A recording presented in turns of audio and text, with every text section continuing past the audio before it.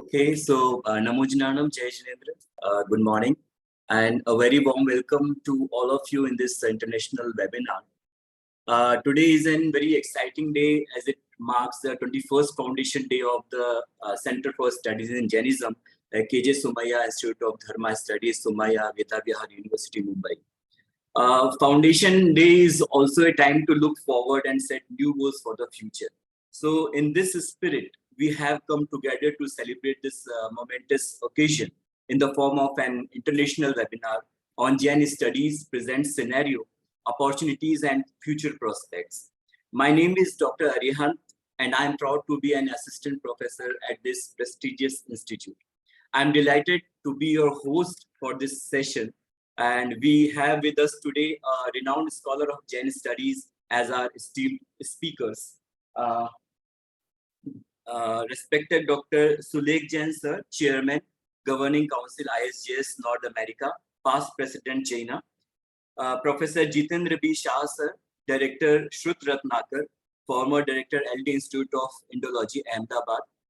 Dr. Shugan Chand Jain sir, Chairman, International School of Jain Studies, Pune, Maharashtra.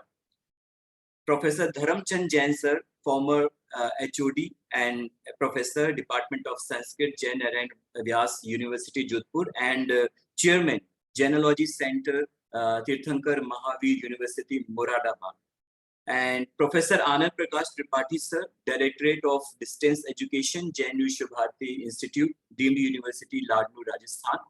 And Professor Anekant Kumar Jain, Professor, Department of Jain Philosophy, Sri Lal Bahadur Shastri, Rashtriya Sanskrit Vidyapith, Central University, New Delhi. Thank you from the bottom of my heart for your gracious acceptance of our invitation and your gracious presence.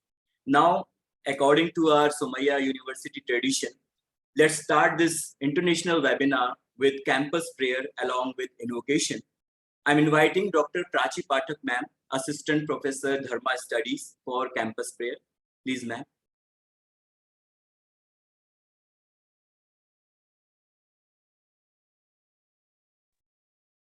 I'm on mute. Arihant, Yes, unmute करना है Prachi ma'am को। हाँ. ॐ पूर्णमदः पूर्णमिदं पूर्णात् पूर्णमुदच्यते पूर्णस्य पूर्णमादाय पूर्णमेवावशिष्यते। ॐ ईशावास्यमिदं सर्वं यत्किञ्च जगत्यां जगत् तेन त्यक्तेन भुञ्जीथा मा गृधः कस्य स्विद्धनं मूकं करोति वाचालं पङ्गुं लङ्घयते गिरिं यत्कृपातमहं वन्दे परमानन्दमाधवम्। ॐ प्रणो देवी सरस्वती वाजेभिर्वाजिनीवती धीनामवित्र्यवतु। ॐ चोदयित्री सुनृतानां चेतन्ती सुमतीनां यज्ञं दधे सरस्वती। ॐ असतो मा सद्गमय तमसो मा ज्योतिर्गमय मृत्योर्मामृतङ्गमय। ॐ सहना भवतु सहनौ भुनक्तु सह वीर्यं करवावहै तेजस्विनावधीतमस्तु मा विद्विषावहै। सर्वेत्र सुखिनः सन्तु सर्वे सन्तु निरामयाः सर्वे भद्राणि पश्यन्तु मा कश्चित् दुःखमाप्नुयात्। ॐ शान्ति शान्ति शान्तिः। Thank you, ma'am, for campus prayer. Now I'm inviting for Prakrit Mangalacharan, our student of MA Genealogy and Prakrit, Part 1, Mr. Vivek Jain. Vivek. Thank you sir. सभी लोग हाथ जोड़ लीजिए। एस सुरासुर मणुसंद वंदिदं दोदधारी कम्ममलं पडमामि वर्तमानं तित्थं धम्मस्य कत्तारम्। Thank you, Vivek. So once Nelson Mandela said, education is the most powerful weapon which you can use to change the world. Somaiya Vidyavihar University is known for its emphasis on education and research. Its ever-evolving and open-minded approach and leading in promoting Oriental studies have made it one of the top universities in India. Center for Studies in Jainism is also established here for the same purpose with the inspiration of Acharya Mahapragya by S.K. Somaiya sir. It is under KJ Somaiya Institute of Dharma Studies. Taking the program forward, I would like to invite our visionary director of the KJ Somaiya Institute of Dharma Studies, Dr. Supriya ma'am, for welcome speech. Thank you, Dr. Arihant, for your kind words. A very warm welcome to all of you. Like Dr. Arihant said, today is a very special day for all of us. It marks the completion of 20 full years of our activity in the field of Jaina studies. And just a couple of things that I would like to say, because there is a long list of very distinguished speakers we should be listening to. One of the things that we do at Somaiya Vidyavihar is the encouragement and the support for the study of Indian religious, cultural and heritage traditions, and the establishment of 3 centers in the 80s, 90s, and Jain Center is our youngest center, is a reflection of the commitment of our founders. Our Chancellor, Shri Samir Somaiya, often speaks about how his grandfather, who was our founder, emphasized that it is not enough to just teach or educate students in how to earn a living. We must also know how to live this lived life. And for this kind of, additional input which comes through culture, through our traditions, and through our appreciation of who we are, we look to see how our students may be, anchored very well in our heritage, in our culture, and still be a part of modern society with all of the developments that it has brought about, including shrinking the world into a, as they say, into a village. So one is this commitment of our founders to encourage this study. And in that sense, we are unique. And the Center for Jainism is unique because it is the only center in the city of Mumbai which is completely dedicated to the study of this wonderful tradition. Along with the Jain Center, there is the Center for Buddhist Studies, and there is the we have the Bharatiya Sanskriti Peetham, where we teach Sanskrit and yoga and Hindu studies. The second thing that I want to say is, on this occasion of completion of 20 years, as Dr. Arihant said, we will look forward. I just want to take a step back and acknowledge our founders and the people who have been with us in our journey till now.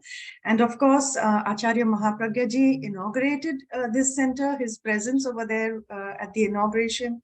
It is documented in our website and in all our materials. Throughout this time that we have been active with the field of Jain studies, we have tried to bring two, sometimes they seem contradictory, but that is the brief to us of how the academic approach to religious studies may also be balanced by what is the practiced lived tradition. Sometimes academicians can, veer too far from what is really the tradition on the ground. And sometimes in the religious, aspects, we may miss out on some dimensions which call for critical inquiry into the connections of the tradition with other systems that grew in India at that time. So we are called upon to bring this kind of interdisciplinary approach. We were much before the, actually, I'm proud to say the NEP today makes this, mandates us to bring culture into our education forums. But our founders were doing this right from the inception of our Somaiya Vidyavihar. So today we have with us in our Center for Studies in Jainism, young faculty, as you can see. And the one thing that we are extremely proud of is our emphasis on languages. This is important in all aspects of religious studies. And so our institution, the KJ Somaiya Institute of Dharma Studies, we are very proud to say that we teach 4 traditional languages. We teach Sanskrit, we teach Prakrit, we teach Pali, and we have been teaching Tibetan for the last 4-5 years. This is a unique set of combinations, and what we do is that students are required actually in our MA Jainology program to attain a certain level of proficiency in Prakrit also. And so with these few words, I welcome all of you, welcome all the distinguished speakers. Some of you are joining us from time zones which are, absolutely the other way around compared to where we are. And so we're very grateful, and we look forward to your inputs on how may we go ahead in this extremely important field, how may we nurture young research talent, and how may we preserve this tradition that has contributed so much to Indian religious, philosophical, and cultural traditions. Namaste. Thank you very much. Thank you so much, ma'am, for your very inspirational and informative speech. You always guide and encourage us for interdisciplinary joint work with other schools of philosophy. So definitely, ma'am, we will do our best to take the institute to new heights under your guidance. So thank you so much, ma'am. And various scholars from various universities and institutes are also associated with this webinar. We welcome them too. Now I am inviting Dr. S.P. Jain, sir, Head Center for Studies in Jainism, to introduce you to Jain Center, its work and its activities. Sir.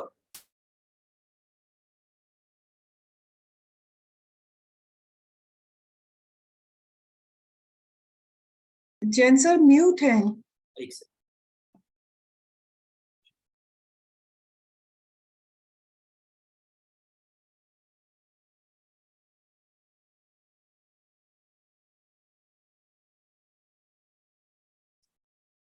Jain sir.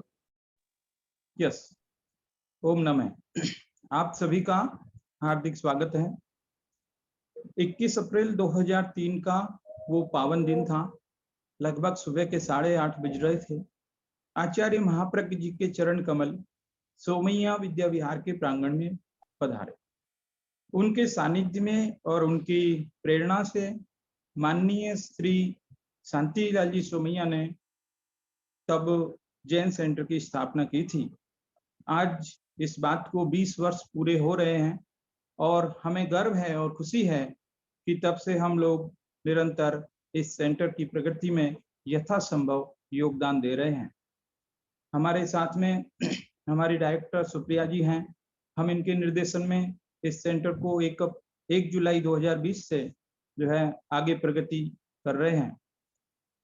हमारे शांतिलाल जी सोमैया जी के सुपुत्र श्री समीर सोमैया जी का भी भरपूर आशीर्वाद और मार्गनिर्देशन समय समय पर प्राप्त होता रहता है। हम उनके भी लिए बहुत आभारी हैं।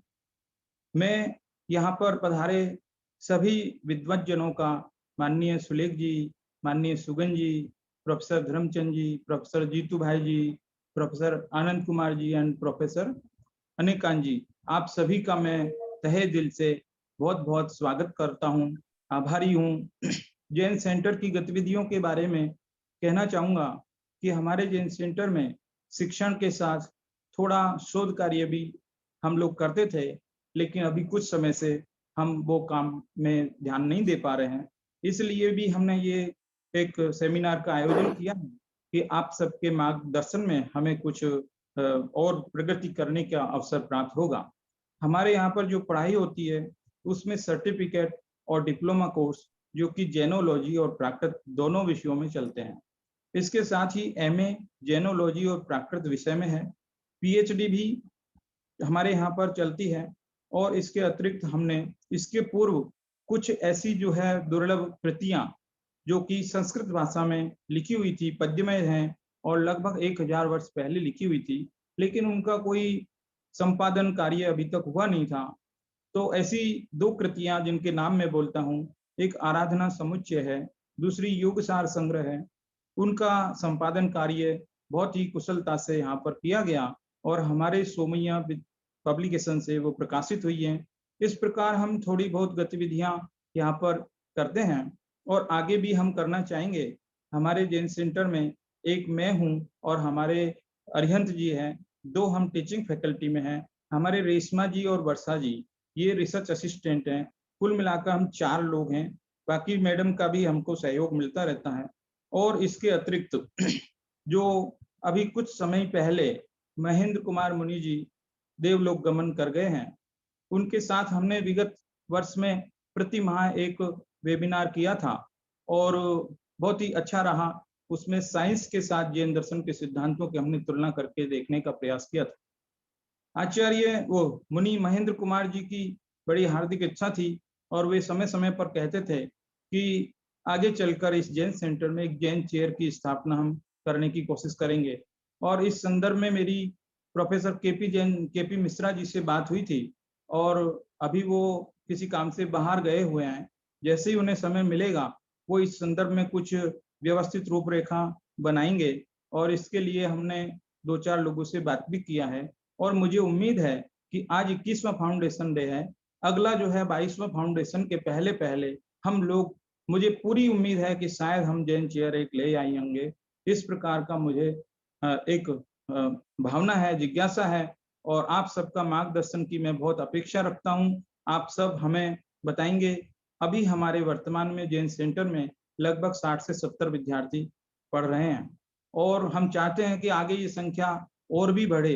इसके लिए आप सब हमें बताएंगे कि हमें क्या करना चाहिए और क्या संभावना है जैन अध्ययन से और आगे क्या किया जा सकता है। बातें तो ज्यादा समय मुझे नहीं लेना चाहिए, वैसे भी मैं यात्रा में हूँ और आप सबको मुझे सुनना है, इसलिए मैं इतना ही कहकर अपनी बात को यहीं समाप्त करता हूँ।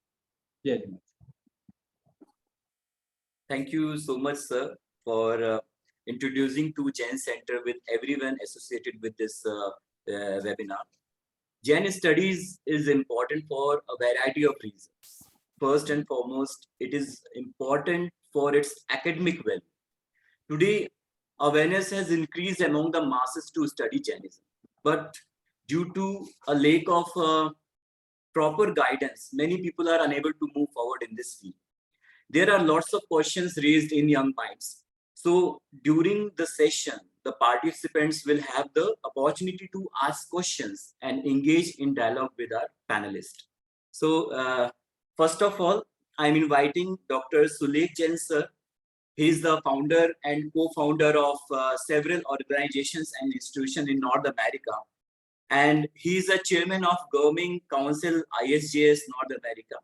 He has been a former president, Federation of Jain Association in North America, Jaina. He is an author, co-author of many, more than 50 technical papers and books, and has 10 international and US patents. Today, sir will speak about teaching and research in Jainism and the journey of Jain studies in North America. Welcome, sir. नमस्कार, प्रणाम, जय जिनेंद्र आप सभी को।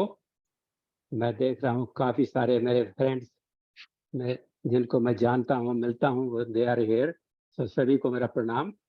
And I am so much grateful to professor Rai and to SP Jain to give us a background of this great institution. First of all, I want to say congratulations on 21st anniversary. We started a journey practically along with you. You became pioneer, you became a catalyst, and I will tell you why you became a catalyst.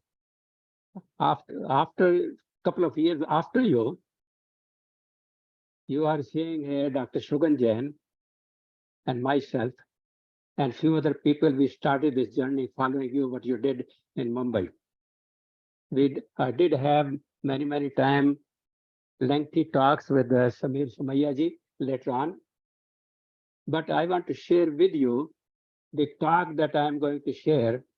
That talk is incomplete without the talk being given by Dr. Shugan Jain. We talk every day, probably 10 times in a day. So we are together, two hands, okay? So the progress that I will share with you is basically that the International School for Jain Studies that together we started with Shuganji, we have made significant progress outside India. And I'm sure you people in India are making that. By the way, it's about 9 p.m. So over here. So we are making significant progress. So I will like to share that with you. And when Shuganji tells you what he has done, what his plans are, so our journey is together. So with that, again, my congratulations to all of you. And by the way, I'm not chairman or president of anything anymore. Okay, I used to be in previous life. So I just want to tell you, I'm a simple Shravak, but working together on this journey. Now, how do we proceed on that one? You want to make me a host or you want to play my... I already make you a host, sir. You already made me a host. Yeah. Okay.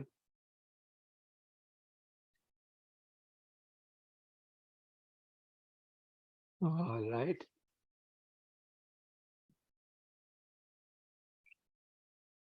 Can you see me now? Yes, My sir. presentation? Yes, sir. Yes. Okay. As I mentioned here, I'm going to share with you starting from a ground zero. I mean, there was nothing here in this America, practically in Jain studies. And I want to share with you, we do not call them anymore Center for Jain Studies. We have started calling them Gyan Mandir for teaching and research in Jain academia. So with that, let me see.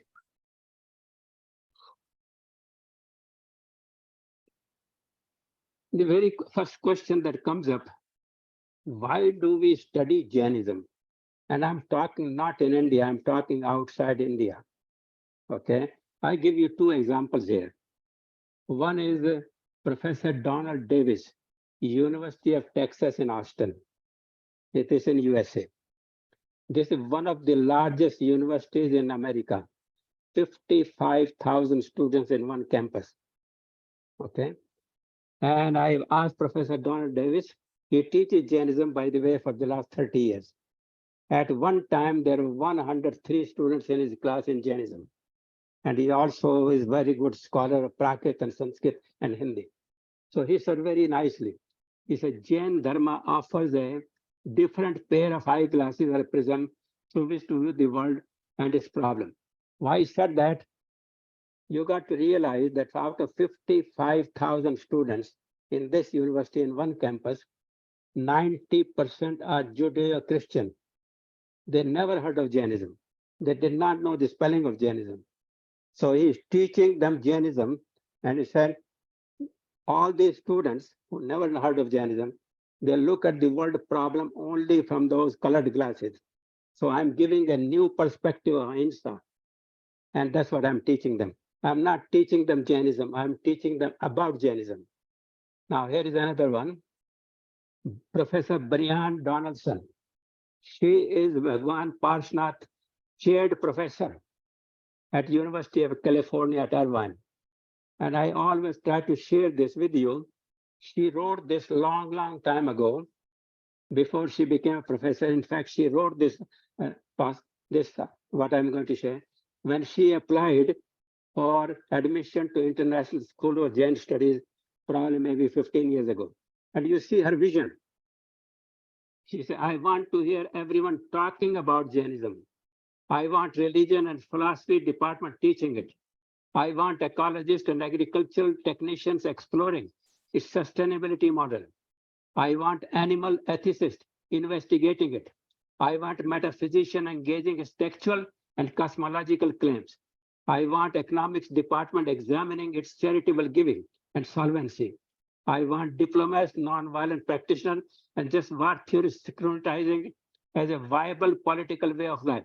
In short, I wanted on the lips of every discipline, colliding with existing wisdom, challenging epistemological stronghold, and generally throwing a wrench into any sentiment that would dismiss as impractical the possibility of humans living in a fundamentally different manner in our current and future world. How beautiful it is.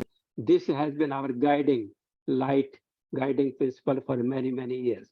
Okay. So what did we do? We have been established with the help of ISJS training scholar. We have been establishing many, many chairs in this country. I'm so glad to hear that SP Jain Sahab said by next year you will have a chair in Jain studies at Somaiya. That will give us great joy. So this is very quickly, right here you will see we were signing this with the University of California at Irvine. And by the way, on same day in Jain Temple in Los Angeles, we were signing for 2 chairs. One for Jain chair in Jainism and the chair in Sikhism. And there are people from Sikh community and the Jain community, they are signing together, but 2 different chairs. On this side, you will see ISJS role. And this is one of the classes that have been coming, and this is in New Delhi. And the other thing that you will see here is this is Jain Center in Atlanta. We have been bringing scholars many, many years ago to introduce them to Jainism. Okay. So where are we today? My friends, we are just in numbers. We have 11 endowed chairs today. We have 10 endowed professorships. We have 3 Jain study program at the University of Birmingham, UK. And I will share that a little bit later on because this is special. 8 postdoctoral fellowships in Jain studies in America only. We have 8 lecturerships, adjunct professorships, and annual lectures. 10 scholars doing PhDs now in USA alone. And we are supporting them. Many more universities, 15 more universities than what we have done. They have started offering courses and classes in Jainism on their own. Okay, where will you find this kind of uplifting story? We have been training scholars. I'm so glad to hear that you are offering courses and classes in languages. And Dr. Shugan Jain will probably tell you, we are offering 9 months fellowship for people to come and study Prakrit in India. Right now, there are 3 right now. Okay. We have 6 trained scholars in Prakrit and 3 more. These are people from America and other countries. 9 fully paid scholarships to study Prakrit in India in the last 3 years. And by the way, we are not stopping there. We are considering many more universities for chair. And where are we considering? In USA, in UK, in Israel, and I also want to tell you in South Africa. We have been talking with the university in Durban as I'm speaking. Jain studies in Brazil are being offered right now, 38 students in Jain studies. Jain studies in Pakistan also at 2 universities. And in fact, 1 month ago, I was teaching a class there on Zoom, via Zoom. There were 22 students there. So we, even in India, last year, we established a Center for Jain Studies at Banaras Hindu University. So this is the story that I wanted to share with you. And all of that happened after you people started at Somaiya. Okay. Where are we sorry. Where are we in Canada? Okay. We have Bhagwan Sheetal. By the way, most of the chairs that are professorships, they are named after the Tirthankars, not after the name of the donor, except few. This is again a new trend. So Bhagwan Sheetalnath postdoctoral fellowship in Jain studies at University of Toronto, Canada, is being going on for the last 3 years. And only less than a month ago, on April 2nd, which is बाद We में नहीं होता है established a Kanchan Gyan and Kanchan Jain chair, endowed chair at University of Toronto, Canada, with a donation of $2.5 million, which will probably around 20 crore rupees. This was done only 18 days ago. Okay. Where are we in UK? At SOAS, University of London, Professor Peter Frugal been there for a long time. And we have been sponsoring students there, many of them, financially, because nothing moves without money. And they're also holding a very exhibition very soon, and Pure Life or Pure Soul, that will be starting very soon. Okay.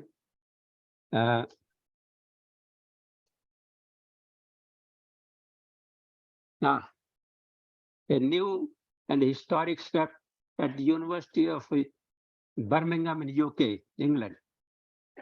This is their old clock tower, just for showing.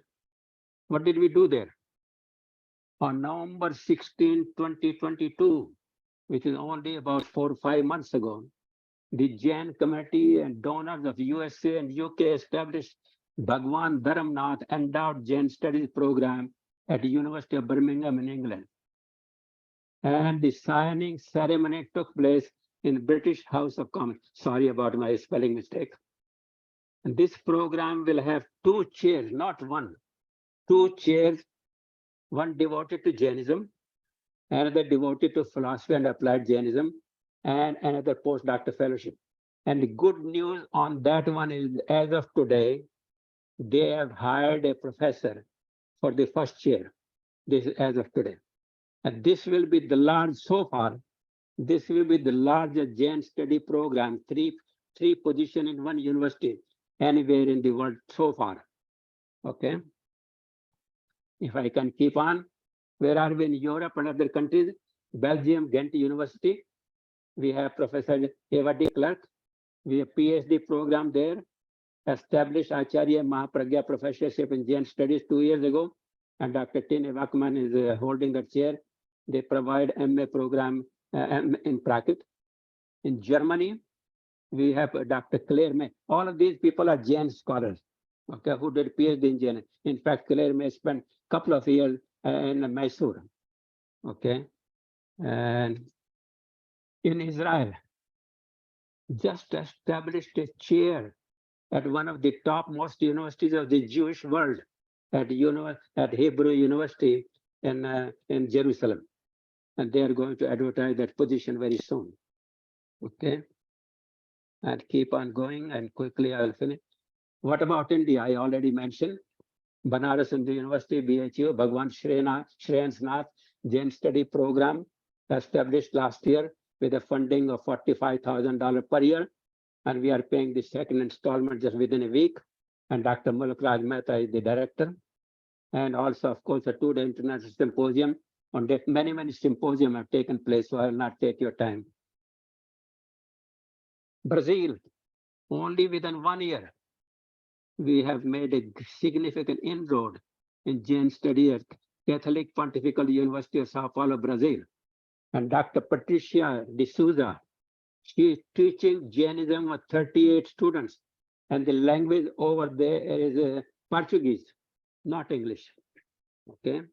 And in Pakistan, 2 professors, 2 universities, at Lahore University, Muhammad Hamid, and Ismailia University at Zohaib Ahmed Muhammad. We are working with them. They're offering courses, classes. I mentioned only about 3-4 weeks ago. I gave a lecture to 22 students at this university at Islamia in Bangla. Philippines. Okay, we are not stopping there. We have made a significant inroad in Philippines. And Dr. Shogun Jain will tell you that about a month ago, we offered a 3-hour program on Ahimsa and Parigraha. 204 people, these were all university people who joined on the seminar on webinar on Zoom. So we also did a 3-day seminar on mathematics. Quickly, I will not take much time. And let me. So Brazil, I mentioned already. Jain University in making. This is a completely online university which we started a year ago. We call Arihant Academy. Arihant, it's after your name. Arihant Academy. And this is offering courses, classes. There are already 3 full-time people, professors, and we are adding, we are offering about 35 online courses and classes in Jainism throughout the world. What about teaching Atmic language? I already mentioned, we started many Prakrit programs. These scholars, these are 9-month programs in India. They come from many countries. First, then 3 in 21, 22, 3 scholars right now. And this program is being advertised. We pay completely. It's a full paid scholarship. And Ghent University and other people are offering courses, classes. We just started, announced only last week, IAGS annual award program for best book and best paper on Jainism. For the book is 1 lakh rupees per year, and for the best paper it will be 25,000 rupees per year. This just started only last week. Then we are also starting Bhagwan Neminar. Shoganji will tell you more about that. Jain Scholar Fellowship to groom and train new promising Jain scholars in India. He will tell you what they need, why we are doing it. Okay. The other universities are under consideration. University of Chicago, Virginia, you can go on, many universities. Then we are looking in South Africa. And what are the unique features of all this? All positions are for Jain studies only, nothing else. And all these positions are permanent, in perpetuity, as long as that university exists. In each case, university pays the salary and the benefits from their own internal funds. Okay, this is something we have to look at from India. And sometime out of that, they will also pay additional money to the professor. So something you need to look at, salary is paid forever. Majority of the programs in the name of Tirthankar, most of them, not all of them, and nearly all faculties are IASJS alumni. If IASJS were not there, we will not be talking about all this. 70% faculty are women. None of them are less than PhD. And few of them are born Jains. All the faculty are vegetarian or vegan. And by the way, I'm vegan for the last 35 years. All programs cover non-sectarian and all aspects of Jainism. And all programs are very well received and very successful. And quite a few faculty are very proficient in Prakrit, Sanskrit, Hindi, and Gujarati. I'm talking, these are non-India born. And generally local Sangh are involved. We don't do in isolation. So I'm coming practically. So what is our vision for the new Gyan Mandirs, which I call them? And these are developed by the American professors. This is what they want to teach. World wants to know about application relevance of Jain Dharma and Jain teaching to the modern day environmental and society issue. What they want to know and what are they developing courses: anthropology, bioethics, business ethics, environmental studies, food security, history, law, social justice, and sustainability. Philosophy, it's a long list, okay? It's not something pure Jain philosophy. So that's what the universities are teaching these days, applied Jainism. And so a beginning has been made, but we have a long way to go and we are working. Very soon, all the open position will fill. Practically, I would say right now, 90% positions have been filled. And in that, IASJS has been a significant role and played, and without that, we will not be here we are. And scholars are trained in New Delhi, Ahmedabad, Pune, and Shivan will tell you 950 people from so many universities and countries have come to India to study Jainism. Okay, so what are our needs? How do we really and efficiently, effectively celebrate? We talk always Dev, Guru, and Shastra. Dev and Guru, we take with pride. We have not done much in Shastra. In that, I think Somaiya Institute was very step ahead. So we need to do that. We cannot do so without educating, training many high quality scholars in Jinwani and provide full support. So my slogan, everybody's slogan is, let the 21st century be the century of hundreds of Jain Grand Mandirs, Jain chairs. That's our slogan, and we are moving. We are nearly at 50. So my friends, this is a very famous, practically a Nobel laureate, but not Nobel. She said, I met her, Jane Goodall. What do you make a difference? And you have to decide what kind of difference you want to make. Okay. And I think this is the last slide. I've taken a lot of time. This is Bill and Melinda Gates. The chance to make a difference is not just someday or tomorrow. It is now and today. And with that, I've taken your time, and thank you, and Jai Jain. Appreciate. You can. Yes, sir. Thank you so much, sir, for your very informative, very enlightening speech about journey of Jain studies in North America and teaching and research in Jainism. So the session is now open for Q&A round for 5 minutes only. So anyone who wants to ask question about this, please raise your hand. Or is there any question? Yes, Mr. Vimal Shah has raised his. I see Vimal Shah has raised his hand. Yes. Ask. Vimal Bhai, bolo. Yes. Vimal ji? Yes. I wanted to know what is the meaning of establishing a chair. What is the meaning of endowed chair? Yes, endowed chair. Okay. Endowed chair means that endowed terminology that is forever. We have put our name on it. We have given some money to the university. Okay. That money is not used for paying the salary of that person, which I mentioned earlier. The interest on that money, which they declare about 4.5% every year, that interest is provided to the professor to travel, to give fellowships, to grant, to publish, and to attend various conferences. So endowed means that this is endowed by under certain name, and they're under Tirthankar name, and this will be there forever as long as that university is there. But money will not run out. Hope I clarified. Okay, thank you. Any other? Yeah. Vivek. Yes, sir. So I want to ask you one thing, that how we can get the information about the courses which you are conducting. So we are not getting the information here. Okay, very simple. Once you are starting talking to a university, just like we did at Banaras in the university. By the way, we also went to Nalanda University, Shogunji, and some of us went to Nalanda University in Rajgiri. And we are also talking with Delhi University. Okay, these are the three, but we have been successful so far only in India with Banaras in the university. That is not a chair yet, but hopefully it will become a chair. So when you are talking, then we will share what our success story is, what our vision is, what we require. And we have a very lengthy document. Okay, it's just not, we define what the qualification of the person who will be appointed. Okay.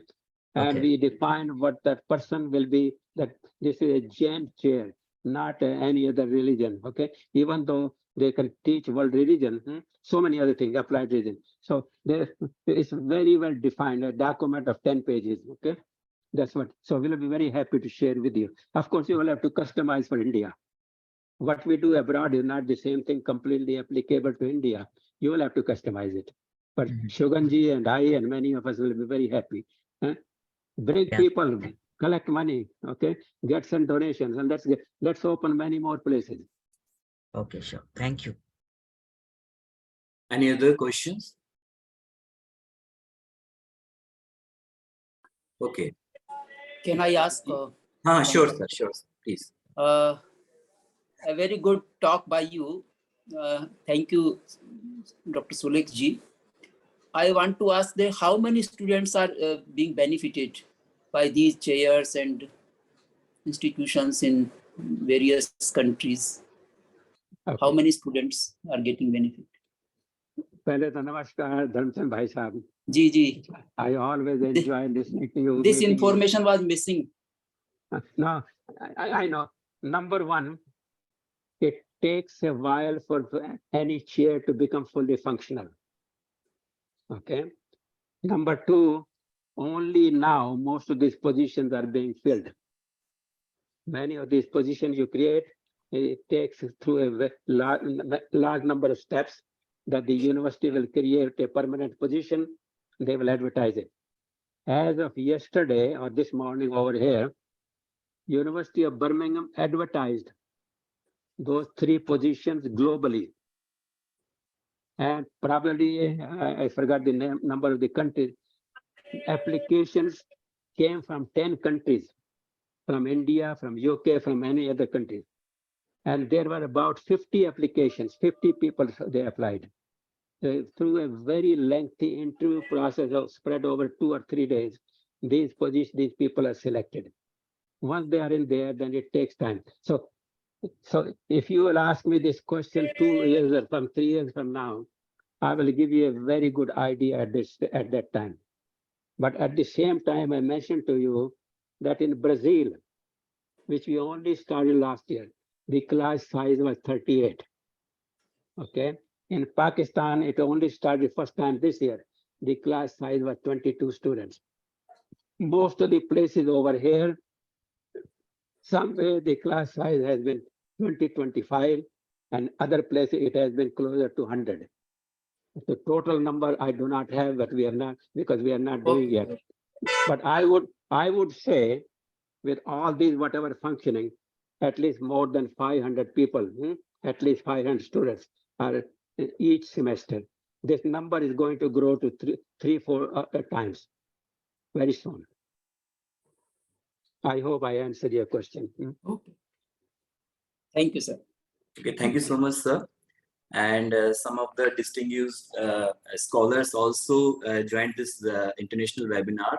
Samni Shashi Pragya ji, Samni ji from Jain Vishyabharati Ladnu, Vandami Samni ji, and Professor Veer Sagar Jain sir from Lal Bahadur Shastri Rashtriya Sanskrit Vidyapith, New Delhi, and Pratap Sanchit sir from Jodhpur, and Anupam Jaish, Dr. Anupam Jaish sir, editor of Jain General.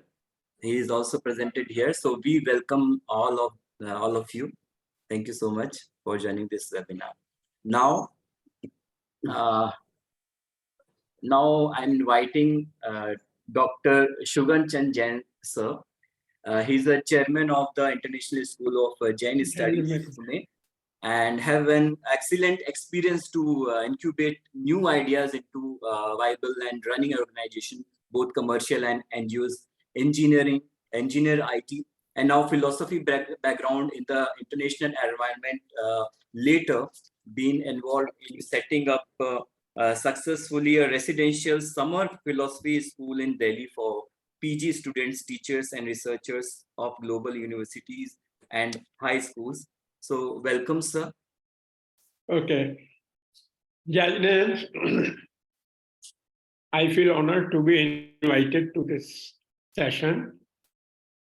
I think, Sulekh Bhai, you have made my life very easy because you have aroused enormous interest in Jain studies by your talk today.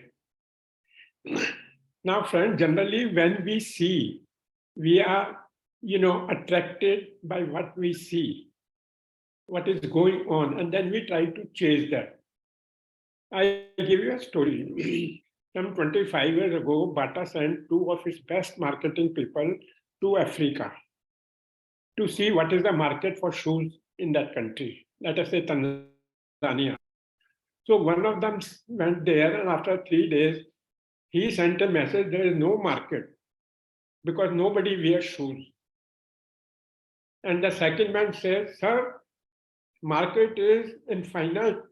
Nobody is having shoes. So whatever you make will be sold here. So I give you this example to arouse interest in you.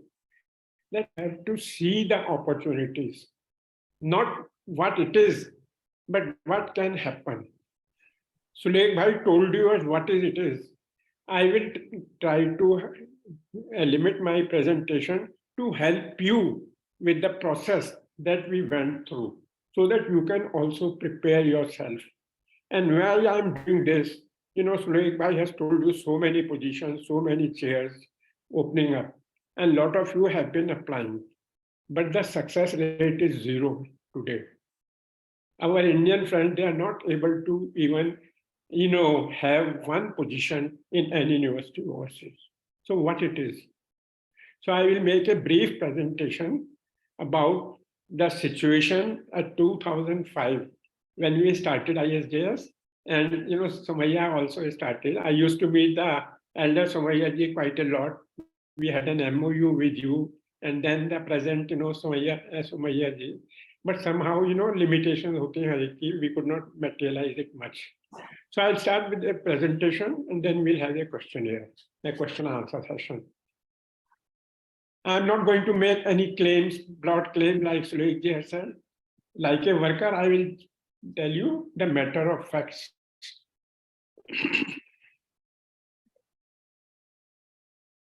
So, let us see what Jain studies were at 2005.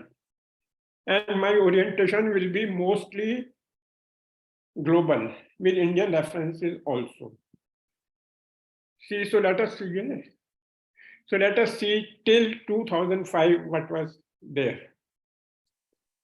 Jainism was taught mostly at Sanskrit universities or other universities in Hindi. And I give you the example, Lal Bahadur Shastri Sanskrit, where I partially studied also besides Jain Vishwa Bharati, Banaras Hindu University, Rajasthan University, Syadwad Mahavidyalaya, Udaipur, Gujarat University, etc. Everywhere Jainism was taught in Hindi or Sanskrit. Exceptions were also there, of course. Delhi University, where no permanent position was there, but people were encouraged to do research in Jain studies. Then, of course, Madras University historically was there. University of Mumbai started. I have been associated, from a distance with University of Mumbai since beginning. And then University of Mysore had been a regular center of offering English Jain studies. Then we had research institutes like Bhogilal, Parashnath Vidyapeeth, LD, and they had limited roles. But when I spent a lot of time with all of them, either as a trustee or as visitor, most of them were either dormant or decaying, as if the interest was getting lost in these places. And then the scholars, internationally known scholars like A.N. Upadhyay, Vilas Sangve, Matilal, Dalsukh Manwalia, Sukhlalji, Tatia, etc., they were either dead or they were in the process, too old to carry this ball further. And they had not created a tail. That Shishyo ki parampara nahi chalu hui thi inke yahan se. Now, Jain Vishwa Bharati, I think, was the only dedicated university for Jain studies. But I did my PhD from there, but I found it was dominated mostly by the teachings of Acharya Mahapragya ji, and Samnis used to be the students. I felt that they are trying to create a cadre of their own thought process, and they have succeeded. However, I feel that the distance education program did have some effects because I did my MA from that, and because they accepted English as a medium, so they had a spread. So they were helpful. Then we see overseas scholars like Jacobi, Glasnap, Parnal, Jani, Dundas, Granov, etc. And these universities were, some of the universities were evolving, and the old ones like Jacobi, Glasnap, they were disappearing. And the others, I think, also Jani and Dundas have gone. So there was more known scholarship of Jainism abroad than in India. Even today, I can say that even for Sanskrit, the finest scholars of Sanskrit in India always will go to Germans, Heidelberg and other universities to do their research and learning in Sanskrit. English literature almost non-existent, except by some scholars I mentioned to you, and internet use hardly there. So this means all the teachings were localized in Hindi with very little scope for its exportation. Now I show you the period of 2005 to 2023. Why I choose 2005? Because this is when ISJ started. When fortunately, Suleik Jain in his Bharat Dharma looking for some partners to introduce Jain studies, we met. And accidentally, it was an accidental meeting after he has finished on the way to go back. And then he decided, हम आपके साथ ही काम करेंगे. We will do together.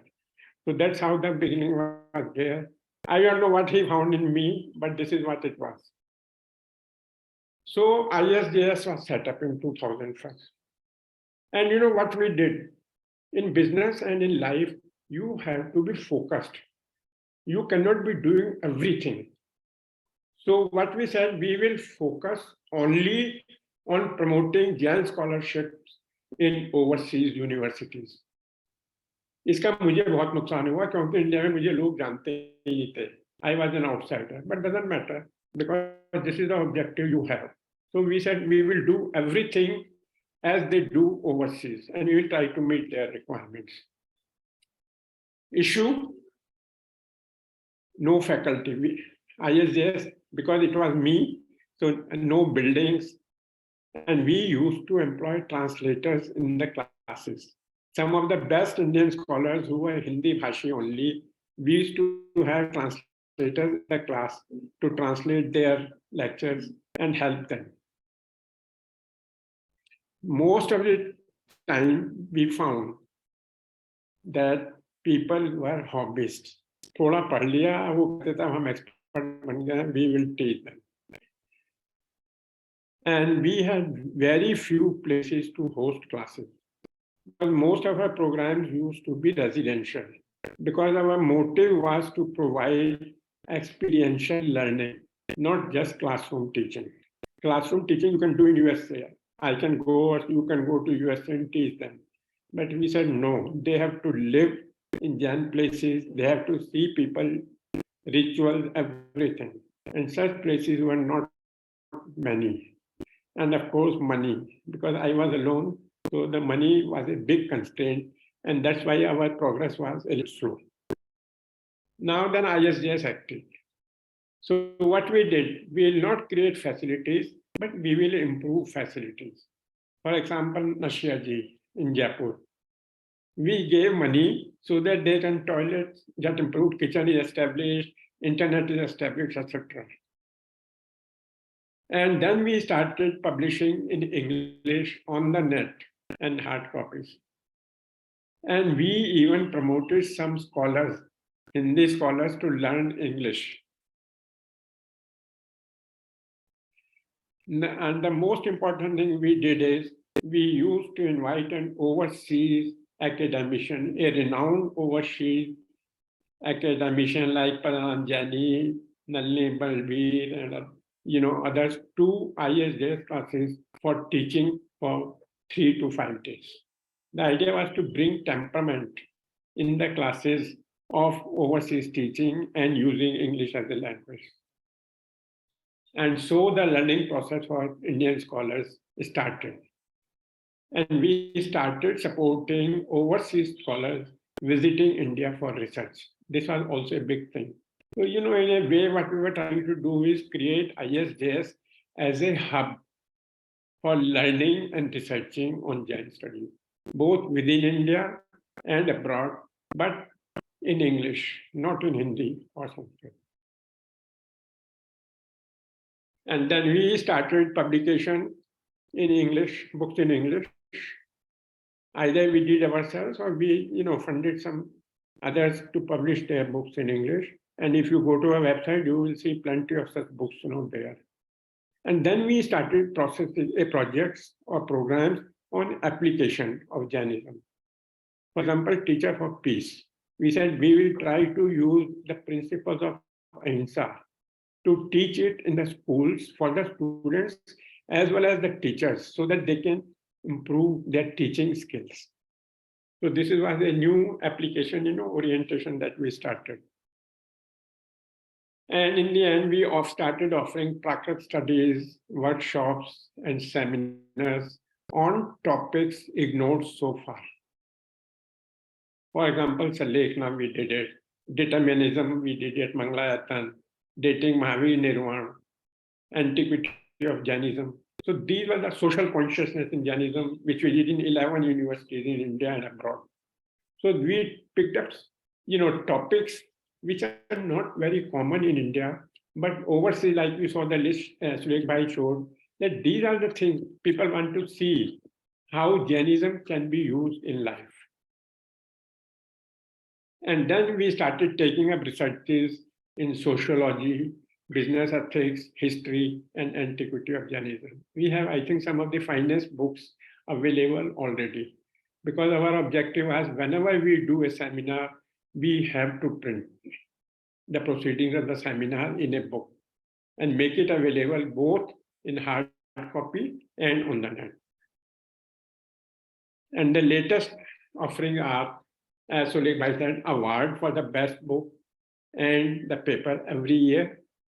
And we are now answering the question, why our students, why our scholars are not getting selected for postdoctoral fellowship or professorship. So we have offered an 8-week program of improving researching skills and writing skills of young Jain scholars. If you see the ISJS newsletter, you will find details of this program. So this is what we did. Our objective was single focus, promote.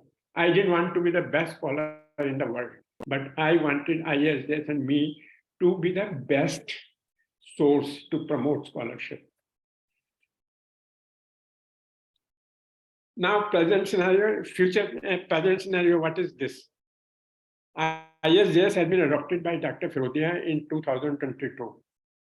Why we did? Because the financial resources were limited and he offered substantial financial support as well as his own, interest, like Bhandakar Oriental Research Institute, he's the chairman, then the trust, the museum, he's building up the largest museum of Jainism in Pune, and the Naval Vilayatan, which is the best training center in India, at least I can say. So the interest got developed. Now you have seen how many universities are there teaching Jainism, and they're growing every day. And believe me, adding a new university like in Brazil or Philippines or Pakistan, they are not easy. You have to work selflessly, bend both ways to support their requirements and encourage them to take the first step.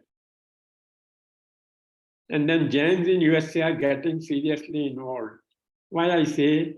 Because they are putting their money, like the Canadian, $2.5 million. Where do you think of a person putting that kind of a money to set up a chair in India or overseas? Also, we see that retired Jain scientists and academicians are getting involved in Jain studies. For example, Jain Academy of Scholars. Some of the finest scientists who have retired are now getting interested to relate their own lifelong learning with the Jain philosophy. And then we also see emergence of professional groups like doctors, lawyers, meeting and discussions. Even sadhus are getting interested in teaching in English. Like, I will tell you, Dr. Shivmani, he is a really good example how he oriented himself in teaching Jain philosophy in English. And rich Jains in India are also getting interested to support. And you see a flood of online lectures now. And overseas, you see jainworld.com, Jaina e-library, Institute of Jainism in London. They are getting involved in online publications. And Ajanta Academy, of course, becoming a Jain University.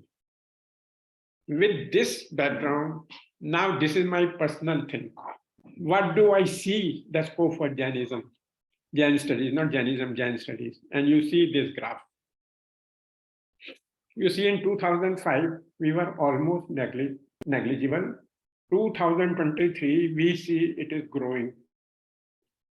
And now my expectation is that in the next 7 years, you will see the growth which you cannot imagine.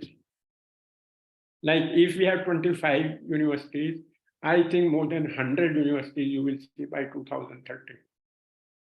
Now, you know, Dharamchandji asked how many students, and Sulekh Bhai was hesitant. Dharamchandji, I'll tell you, at least 1,000 students are studying Jainism in these universities overseas. When ISDS says that we have taught 950 students in 17 years, and I talked to the scholars there who are mostly our colleagues, see, in USA, you cannot teach a class unless there are 40 or 50 students. The university will say it's not economically worthwhile. So if you take a question, an average of 30, 40 students, 30 classes, 1,000 students are studying Jainism. So I see the scope is there tremendously, and it will continue, stabilize, and then it may decay or stay at the same place. This I am taking based on the popular product life cycle projection that most of the corporate world uses when they develop a new product. And I think we will follow this up. So I just wanted to create a rosy picture what it is. But friends, it's not necessary that it will happen, because there are pitfalls. There's something we have to do, otherwise we will not realize, or it may reverse. And my thinking of these pitfalls are: Indian scholarship base is not yet ready. We have fragmented, and we are not receptive to see how the Western scholarship progresses. So this is very serious problem. हम हर एक कोई अपनी एक दुकान खोल लेते हैं, बत्ता लेके चलते हैं कि भाई मैं ही हूँ जो भी कुछ है, औरतें बात नहीं करेंगे, बढ़ाएंगे नहीं, cooperate नहीं करेंगे. While in this world today, size is very important. Small businesses have been all gobbled up by Amazon. So we need facilitator organization for Jain studies. So development you see scattered. Somaiya में हो गए हैं, Bombay University में है, हर जगह है, 3-3 चाचा बैठे हैं, और सबके सब मेहनत कर रहे हैं कि कुछ कर लें, कुछ कर लें, लेकिन छोटे-छोटे काम से नहीं होगा. We have to make a big effort. And then unfortunately in India, because there are more Jains than anywhere in the world, so sectoral and sadhu biases do emerge, and I think they adversely affect the globalization of Jain studies. So we have to keep that in mind, that we have to keep away from these things. The attractions are very large because sadhus come with a lot of money to offer, and then you get attracted. And then research methodology and presentation skills, they need to be improved. Now we are offering Bhagwan Naminath Fellowship, which Sulekh said, and you can see in the ad, to enhance research and written skills. And last, I tell you, we need coherent and bigger units to promote Jain studies. ISJS now is in that position with Sri Frudia Trust. The museum, which is a 400 crore rupee project, you go there in a day like a thief, you will learn everything about Jainism with facilities to do research, to hold seminars there. And Naval Viraitan, some of you have been there in the seminar that we have been holding. You can have international seminars of 100, 200 people living nicely in 5-star facilities. So ISJ is in a position to take leadership position, not for money, but for helping create, centers so that we achieve our objectives. And my thinking is, until India has a strong base of Jainism scholarship, scholarship will not grow. And this I tell you, Holland, I lived in Holland. Holland wanted to start selling flowers globally. They did, and they did not succeed.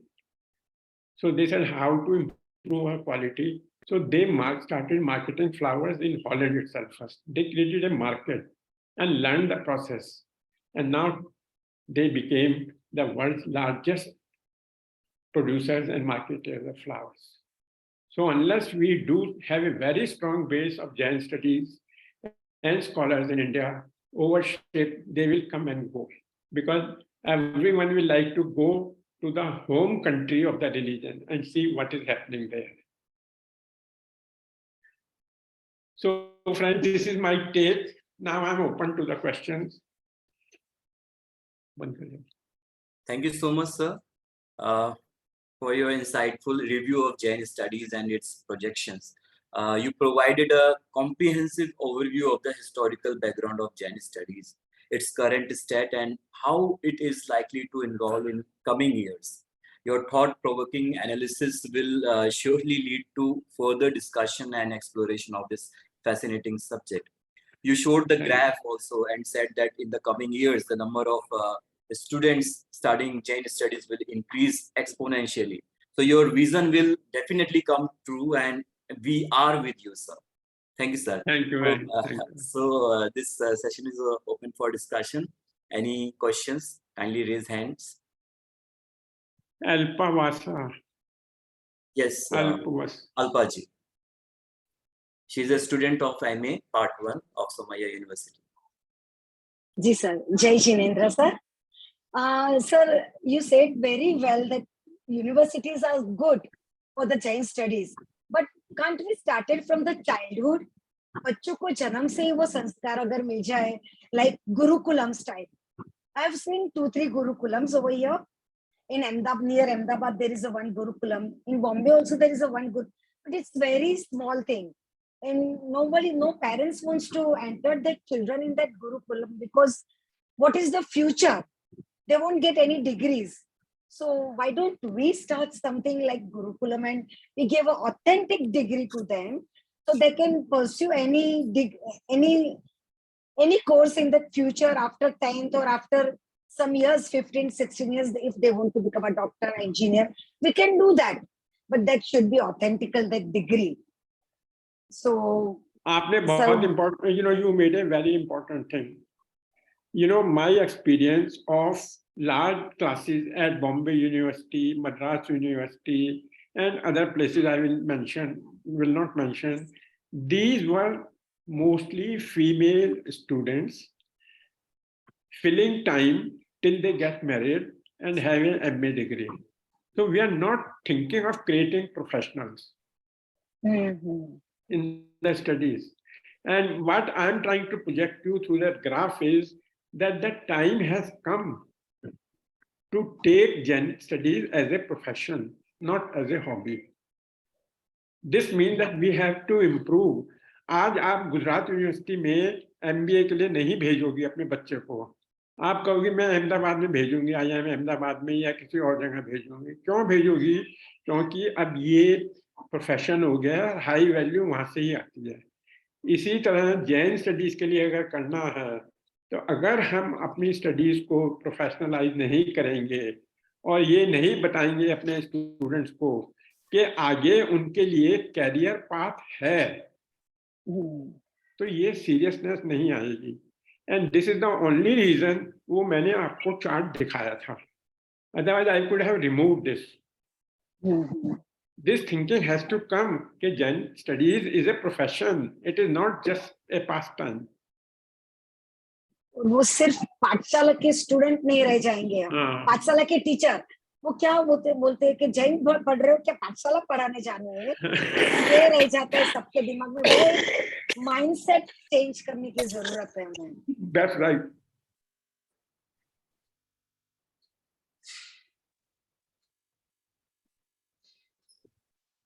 तो ये बहुत जरूरी है. और देखिए दूसरी बात यह है कि साइज का बहुत फर्क पड़ता है.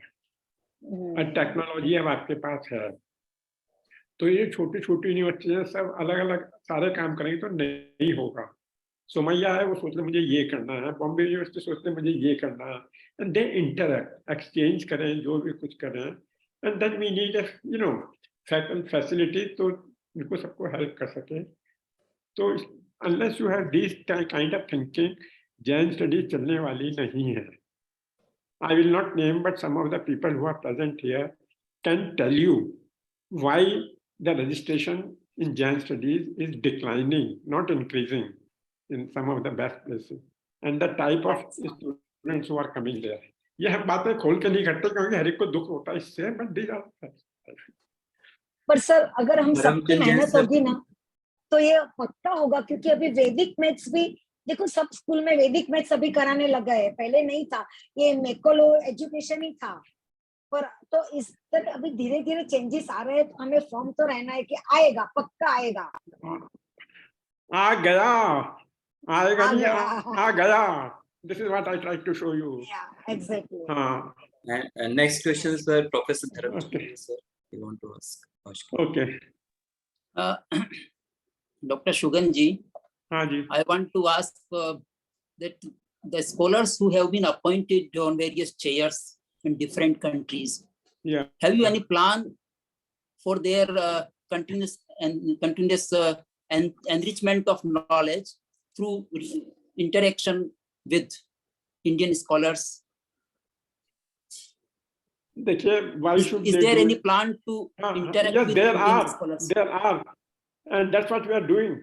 Why are we offering this research methodologies and writing skills enhancement?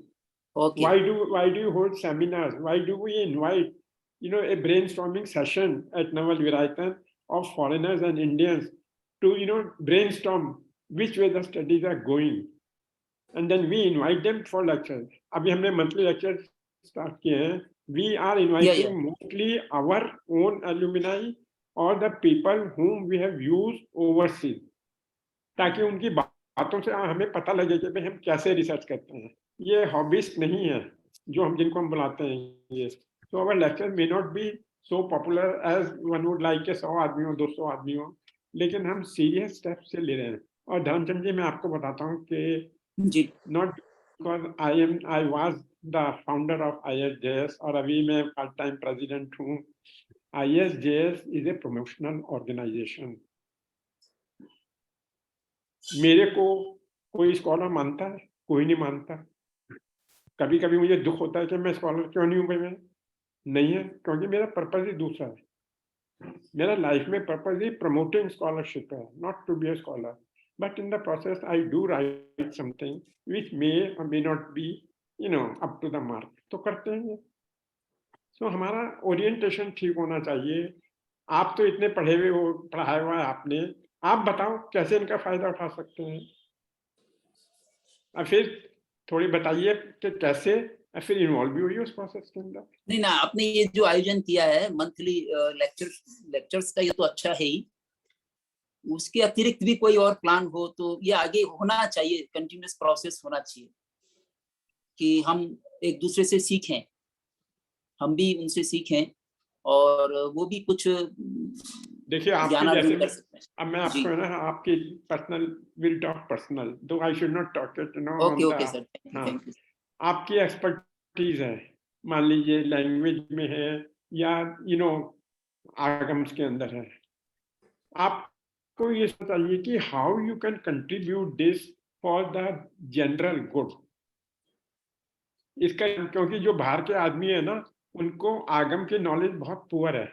हाँ, तो वो बढ़नी चाहिए. हाँ, तो ये है ना, जैसे अब ये है, जैसे अगर आप कर सकते हो, आप विलिंग हो, ये पेनफुल प्रोसेस है क्योंकि इसमें रिवार्ड कम होंगे. अगर आप कर सकते हो तो ये आपकी कंट्रीब्यूशन है कि मैं कैसे पढ़ाऊं. मैं क्लासेस लूंगा, मैं इंटरनेशनल स्टूडेंट्स के लिए, और अब तो ऑनलाइन है, ऑनलाइन से करेंगे, हम आपको अपॉर्चुनिटी प्रोवाइड करेंगे. So like this, we have to be all coming forward. This is what I want to offer, not this is what I want to get. जी. एटीट्यूड में फर्क होता है इसमें. अब आपकी एज है, जैसे और भी बहुत सारे हमारे बंधु हैं ये जो अब पक गए हैं, ये सबने कमा लिया खूब. अब हमें देना चाहिए ताकि ये चलती रहे, हमारी जो नॉलेज है ये आगे बढ़े. इस तरीके से। रेशमा मैम। चलिए रेशमा जी आइए, बोलिए क्या कहती हैं। Sir, namaste. I would Namaste. like to thank you, both of you, Sulek sir and Shugan sir, for giving this information. Actually, I don't have any question, but Arihant ji, I wanted to note that one question is there in chat box, so you could Okay, so take that. you can ask. You can ask. Some Yogesh has put the question. I think this question is for Sulek sir.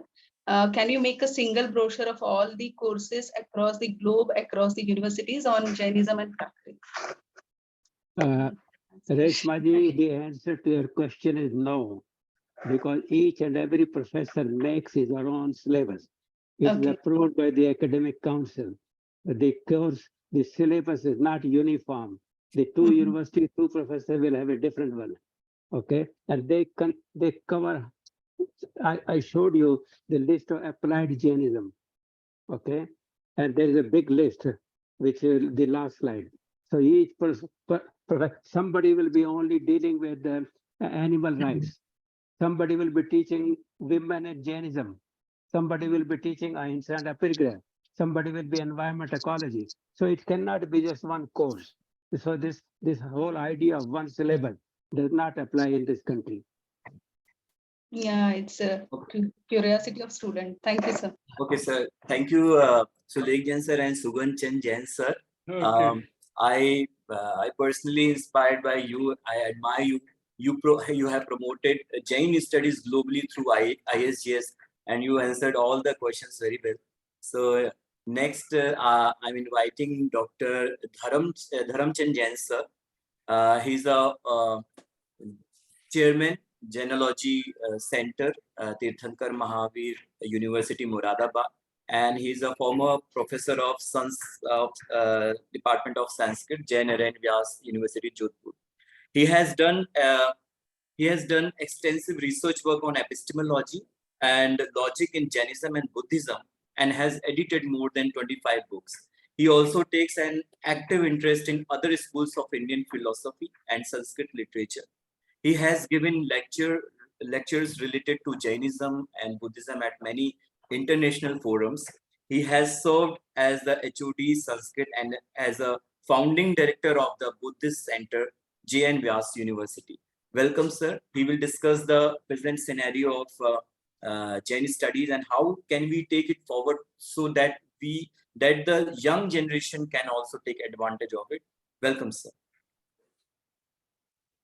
सबको सादर जय जिनेंद्र। मुझे बड़ा प्रमोद है कि KJ Somaiya university के इस centre के द्वारा इस वेबिनार का आयोजन किया गया है और उसके 20 वर्ष पूर्ण हो गए हैं। आज उसका 21वां स्थापना दिवस है। इस अवसर पर मैं डॉक्टर सुप्रिया जी को और डॉक्टर SP जैन को, अरिहंत जी को और रेशमा जी, वर्षा जी, सभी को मैं हार्दिक बधाई देता हूं। और इस में बड़ा आनंद हुआ दो विद्वानों को सुनकर, डॉक्टर सुलेख जी को और डॉक्टर शुगन जी को, कि किस प्रकार से इंटरनेशनल लेवल पर भी लोग काम कर रहे हैं जैन विद्या के प्रचार प्रसार के लिए, उसके विकास के लिए। ये बड़ा ही प्रमोद का विषय है और इसे हम भारतीयों को भी सीखना चाहिए जो यहाँ पर काम कर रहे हैं। मैं भारतीय स्थिति क्या है उसके बारे में थोड़ा सा बताना चाहूंगा। देखिए, जो जैन विद्या है, मैं जैन स्टडीज का मतलब पूरी जैन विद्या को लेकर चल रहा हूँ। जैन विद्या का कार्य 3 स्तरों पर हो रहा है। एक तो साधु संतों के स्तर पर हो रहा है। साधु संत प्रवचन तो करते हैं, पर कुछ विद्वान संत भी हैं। विद्वान संतों के द्वारा कुछ टीकाओं का लेखन किया गया है। आगमों पर भी टीकाएं लिखी गई या विभिन्न ग्रंथों पर टीकाएं लिखी गई हैं। उनमें यशो विजय जी एक हैं अभी, जिन्होंने उपाध्याय यशो विजय जी के ग्रंथों पर भी टीकाएं लिखी है, द्वादशानुप्रेक्षा आदि पर, द्वाविंशति इस पर। तो इसी तरह से और भी आचार्यों ने, संतों ने टीकाओं का लेखन किया, संस्कृत में किया है और कुछ पब्लिकेशन भी हुआ है प्राचीन उसमें कुछ वर्षों पहले भी। जैसे आत्मानंद जी महाराज हुए, उन्होंने प्रमोट किया था हमारे यहाँ से भेजने के लिए उनको नाम याद नहीं आ रहा मुझे, अमेरिका में गए थे और उन्होंने वहां पर प्रेजेंट किया। तो इस तरह से साधु संतों का भी योगदान जैन स्टडीज में है। दूसरा, जो शिक्षण संस्थाएं, यूनिवर्सिटीज हैं या इंस्टीट्यूशंस हैं, वो भी खूब काम कर रहे हैं। और इस दिशा में लाडनू यूनिवर्सिटी, जो जैन विश्व भारती विश्वविद्यालय, उसके संबंध में कुछ बातें हुई।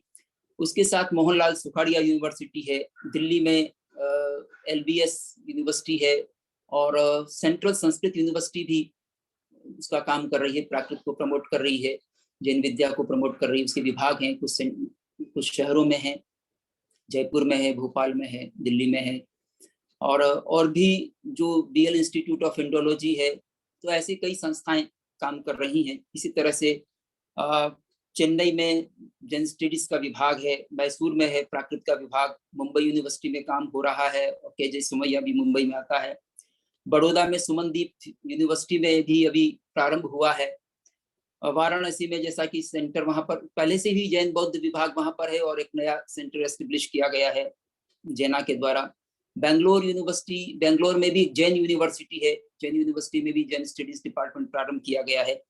इस प्रकार से इंदौर में भी काम हो रहा है अनुपम जैन के माध्यम से, और इसके पटियाला में भी शुरू हुआ था, और अभी मुरादाबाद में भी एक जैन चेयर की स्थापना हुई है। वहां पर भी PhD के स्टूडेंट्स हैं, अभी 57 स्टूडेंट्स वहां से PhD कर रहे हैं। तो उसमें और भी कोर्सेज प्रारंभ करने की योजना है। इसी तरह से BL, इसी तरह से हमारे यहाँ LD इंस्टीट्यूट ऑफ इंडोलॉजी है, पार्श्वनाथ विद्यापीठ है वाराणसी में। इस तरह से अनेक जो है इंस्टीट्यूट्स इस दिशा में काम कर रहे हैं। इनके साथ साथ कुछ विद्वान बनाने का भी काम कर रहे हैं, जैसे टोडरमल स्मारक है, जो एक सीमित दायरे में ही सही लेकिन विद्वत्ता उत्पन्न कर रहा है संस्थान। श्रमण संस्कृति संस्थान है जयपुर में, उसमें भी इस प्रकार का प्रयत्न हो रहा है। और एक आध्यात्मिक शिक्षण संस्थान है, आचार्य हस्ती आध्यात्मिक शिक्षण संस्थान जयपुर में ही, उसमें भी कुछ बच्चों को इस प्रकार से तैयार किया जा रहा है। तो ऐसे संस्थानों, साधुवाद महाविद्यालय जैसे बनारस में हुआ, ऐसे संस्थानों की भी आवश्यकता है जो प्रारंभ में ही प्राकृत और संस्कृत का प्रशिक्षण दे करके उनको जो प्राचीन विद्याएं हैं, जो हमारे यहाँ प्राचीन ग्रंथ है, उनमें उनको दक्ष करे, उनको सिखाए। इसकी बड़ी आवश्यकता है। जलगांव में भी इस प्रकार का प्रयत्न हुआ था, पर अभी वहां नहीं है। तो इस तरह से योजनाएं तो कई चली हैं, और वर्तमान में एक प्रारंभ हुआ JS नाम से संस्था, जैन एकेडमी ऑफ स्कॉलर्स, वो भी जिसमें साइंटिस्ट ज्यादा जुड़े हैं। विभिन्न जो ब्रांचेज है साइंस की, चाहे वो फिजिक्स की हो, और चाहे वो इसरो से भी कई वैज्ञानिक उसमें हैं, चाहे केमिस्ट्री के हों, या अलग अलग विद्याओं के जो साइंटिस्ट हैं वो भी उसमें जुड़े हैं, जैन स्कॉलर्स भी जुड़े हैं। वहाँ नियमित रूप से प्रति सप्ताह एक चर्चा का आयोजन होता है, या लेक्चर होता है, उस पर चर्चा होती है। तो इस तरह से प्रमोशन मिल रहा है जैन विद्या को।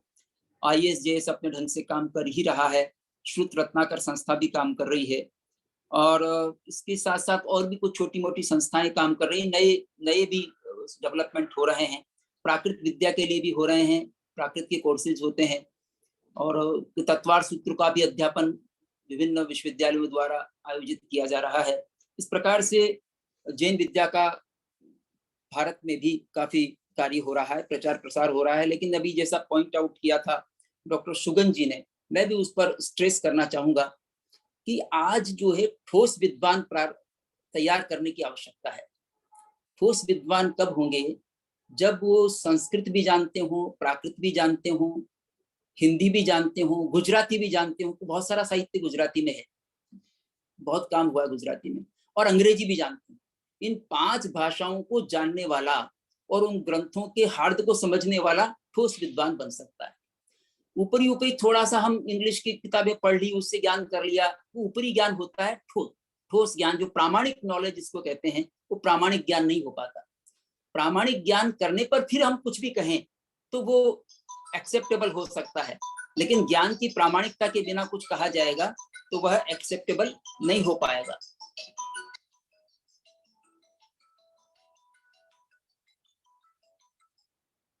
ज्ञान की प्रामाणिकता आवश्यक है। तो उसके लिए प्रयत्न होना चाहिए, चाहे यूनिवर्सिटीज के माध्यम से हो या विभिन्न संस्थाओं के माध्यम से हो। एक तो मेरा पॉइंट ये है। दूसरा ये है कि जो आज विद्वान हैं, तो विद्वान जैसा कि बटे हुए हैं, कुछ दिगंबर साहित्य के ही ज्ञाता हैं, कुछ श्वेतांबर साहित्य की ही ज्ञाता हैं, पर दोनों परंपराओं को समान रूप से जानने वाले, दिगंबर परंपरा को भी श्वेतांबर परंपरा को महत्व देने वाले। खास बात यह है कि वो अपनी परंपरा के अलावा दूसरों को गौण समझते हैं, यानी कि जो कहा है मेरी परंपरा में सही कहा है, बाकी परंपरा में ठीक नहीं कहा गया, या वो ऐसा कोई महत्व नहीं है उसका। ऐसा विचार छोड़ने पर ही अच्छी स्कॉलरशिप पैदा हो सकती है। वो जहां जो बातें अच्छी कही गई हैं, चाहे वो श्वेतांबर में हो चाहे दिगंबर में हो, उनको एक्सेप्ट करना चाहिए। ये विद्वत जगत में तो हो, साधु साध्वी जगत में हो या नहीं हो, वहां भी हो तो बहुत अच्छा है, लेकिन विद्वान तो इसको कर सकते हैं, क्योंकि विद्वान किसी से बंधे हुए नहीं होना चाहिए कि अमुक साधु का ही विद्वान है या अमुक साध्वी का ही विद्वान है, अमुक परंपरा का ही विद्वान है। वो अमुक परंपरा को जाने पर दूसरी परंपरा को भी उसी ढंग से जानने की कोशिश करे, तो अच्छी स्कॉलरशिप पैदा हो सकती है। तो ये एक अभियान चलना चाहिए कि हम कंप्लीट जैन बने, एक परंपरा के जैन नहीं, कंप्लीट जैन बनने की कोशिश करें, कंप्लीट जैन स्कॉलर बनने की कोशिश करें, कि हमको श्वेतांबर आगमों का भी ज्ञान हो, उनकी टीकाओं का, उनकी निरुक्ति का, चूर्णी का, या और आचार्यों के द्वारा जो लिखे गए शास्त्र हैं, ग्रंथ है, उनका भी, और साथ ही दिगंबर परंपरा में जो आचार्यों ने लिखा है उनका भी ज्ञान हो, और उनके गहरे शास्त्रों का भी ज्ञान हो। यद्यपि एक विद्वान सबको नहीं जान सकता, पर जितना हो उसके प्रति रेस्पेक्ट तो हो, उसको सुनने की तो क्षमता हो, उस पर विचार करने की तो ताकत हो। इस तरह का अगर भाव होगा तो रियल स्कॉलरशिप पैदा होगी। पर एक ही परंपरा को लेकर के हम चलेंगे तो स्कॉलरशिप तो है, पर वो सीमित होगी, और उसमें एक निष्पक्ष या भाव नहीं पैदा होगा, पक्षपात रहित भाव होना चाहिए। अभी जो वेस्टर्न स्कॉलर्स हैं वो किसी परंपरा से बंधे हुए नहीं है, उनमें जो बात होगी वो पक्षपात रहित हो सकती है। वैसे ही इंडिया में भी उस प्रकार के स्कॉलर्स की जरूरत है, चाहे वो किसी एक सेक्ट से बिलोंग करते हो, कोई समस्या नहीं है उससे, पर सेक्ट को बिलोंग करते हुए भी वो विद्या का अध्ययन तो व्यापक रूप में कर सकते हैं, उसको प्रस्तुत कर सकते हैं। इसकी मैं आवश्यकता का अनुभव करता हूँ। और जब वो इस तरह का पढ़ेंगे तो किसी बात को सही ढंग से, कि भाई उस ग्रंथ में इस तरह की बात कही गई है, उस तरह की बात उसमें कही गई है, ये डिफरेंस है। आचार्यों का कोई नए भेद हो सकता है, उसमें दृष्टिकोण भेद हो सकता है, पर दोनों में कुछ न कुछ तो महत्व रहा होगा, उसको समझने की आवश्यकता है। आज इसकी जरूरत नहीं है कि हम किसी एक बिंदु को लेकर के झगड़े आपस में और अपने दूसरों को दोषी बताते रहें, अपने को अच्छा बताते रहें। इससे कोई विकास होना नहीं है। विकास तब होगा जब हम एक दूसरे को मिलकर साथ चलें, एक दूसरे के गुणों को अपनाकर चलेंगे, एक दूसरे की विशेषताओं को अपनाएंगे, तब हमारा विकास हो सकता है। अभी जैसा कहा गया कि संतों से जुड़ करके नहीं, संतों की इच्छा पूर्ति के नहीं कि वो मेरी परंपरा का ही पोषण करे, ऐसा नहीं, बल्कि वो भी, उनको भी, संतों को भी इस प्रकार का कन्विंस करे कि ये ऐसा किया जाना अच्छा है। दूसरी बात ये कि जैन दर्शन को के अध्येता जो 5 भाषाओं के साथ साथ विज्ञान के भी ज्ञाता बने। आज विज्ञान क्या कहता है, साइंस क्या कहती है, उसके भी ज्ञाता बने। अगर वो साइंस को जानते हैं तो सही ढंग से प्रस्तुत कर सकते हैं कि इसकी उपयोगिता क्या है, और लॉजिकल भी उनकी प्रेजेंटेशन हो, कि लॉजिक का वो आधार लेकर के बात को कहें कि किस ये बात क्यों कही गई है, इसके पीछे क्या हेतु हो सकता है। तो नई पीढ़ी भी उसके प्रति आकर्षित होगी। नई पीढ़ी को आकर्षित करने के लिए हम तर्क संगत बात कहेंगे और विज्ञान सम्मत बात कहेंगे, उस तरह से प्रेजेंट करेंगे, जीवन को जोड़कर बात करेंगे, लाइफ को जोड़ करके, तो उसकी महत्ता ज्यादा हो सकती है। कई ऐसे अभी भी संत हैं जिन्होंने लेखन कार्य किया है, और 2 पत्रिकाएं अभी संस्कृत में प्रकाशित होती है जैन संतों के द्वारा। एक सेतुबंध और एक निश्रेयस, इस संस्कृत में लिखी जा रही हैं और अच्छी संस्कृत उसमें आती है। तो हमको गौरव का अनुभव होना चाहिए कि संस्कृत के जगत में ये 2 पत्रिकाएं बड़ी अच्छी विषय वस्तु को प्रस्तुत कर रही है, और संस्कृत के स्कॉलर्स की भी उसकी प्रशंसा करते हैं। अभी मैंने एक पुस्तक देखी थी जिसका नाम था 21वीं शताब्दी का संस्कृत साहित्य, उपलब्धियां, सीमाएं और संभावनाएं। इस पुस्तक को समर्पित किया गया है एक जैन मुनि को। जैन मुनि का नाम है राज सुंदर जी, जिन्होंने की प्राचीन परंपरा के आधार पर कुछ ही शब्दों में श्लोकों का निर्माण किया था, एक अक्षर के आधार पर जो है अपने काव्य का निर्माण किया था। तो काव्य को देख करके 21वीं शताब्दी इस प्रकार के काव्य का निर्माण हो सकता है जो पहले भारवी ने किया था, एक एक श्लोक निर्माण किया था, उन्होंने पूरा काव्य निर्माण नहीं किया। ऐसे काव्य की रचना करने वाले आज भी हैं। तो एक जैन मुनि को इस प्रकार की कृति जो है समर्पित की गई है। इसका आशय कि हमारे यहाँ प्रतिभा की कमी नहीं है, उसको दिशा देने की आवश्यकता है, और दिशा देने पर वो अच्छा कुछ प्राप्त कर सकती है। अब दिशा देने के का प्रयोजन क्या हो? आज जो नई पीढ़ी है उसको कुछ उसके साथ आजीविका भी चाहिए, और आजीविका अगर नहीं मिलती है और वो पढ़े किस लिए? केवल एंजॉयमेंट के लिए तो पढ़ना नहीं है। केवल जीवन के लिए पढ़ने वाले वो तो हो सकते हैं जिनके पहले आजीविका की व्यवस्था है, वो जीवन के लिए पढ़ सकते हैं। पर जिनकी आजीविका की व्यवस्था नहीं है और जो इस फील्ड में आजीविका का साधन बनाना चाहते हैं, उनके लिए पहले ये हमारे सामने होना चाहिए कि उसको पढ़ करके उनको क्या जॉब मिलने वाला है, उसकी अपॉर्चुनिटी क्रिएट करने की आवश्यकता है। जैसी अपॉर्चुनिटीज क्रिएट की गई विभिन्न देशों में, ऐसे भारत में भी हो। भारत में भी जैन चेयर्स की अलग अलग यूनिवर्सिटीज में स्थापना हो, प्राकृत के लिए भी खूब इस तरह के आयोजन हो जिसमें प्राकृत को प्रमोशन मिले और चेयर्स की स्थापना हो या टीचिंग की व्यवस्था हो, तो उनका रोजगार चले।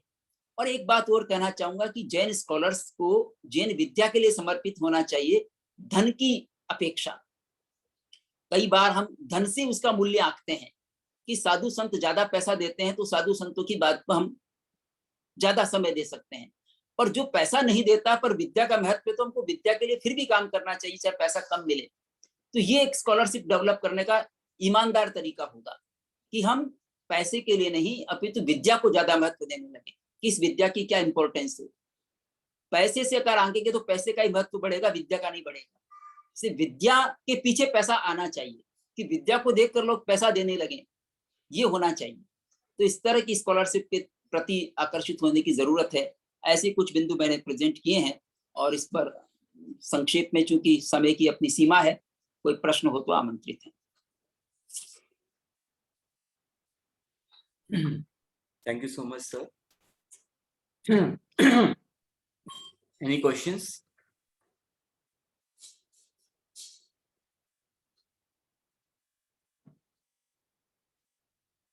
एक बात मैं और कहना चाहूंगा कि आजकल जैन साधु साध्वी भी पीएचडी करने के लिए अपना समय निकालने लगे हैं, और उसमें जैन विश्व भारती लाडनू ने बहुत बड़ा अपना दायित्व निभाया है, और भी कुछ यूनिवर्सिटीज इसमें निभा रही हैं, मुरादाबाद में भी कुछ जुड़े हैं। तो जैन साधु साध्वियों का के जीवन अलग तरह का होता है, और वो पैदल यात्रा करते हैं, वाहन से यात्रा नहीं करते। तो जैन यूनिवर्सिटीज में वो पीएचडी करते हैं तो उनको उस प्रकार का रिलैक्सेशन हो कि वो पैदल यानी जहां पर वो मौजूद हैं उनके अनुसार यूनिवर्सिटीज अपना नियमों का निर्धारण करे ताकि वो अपना पीएचडी आराम से कर सके।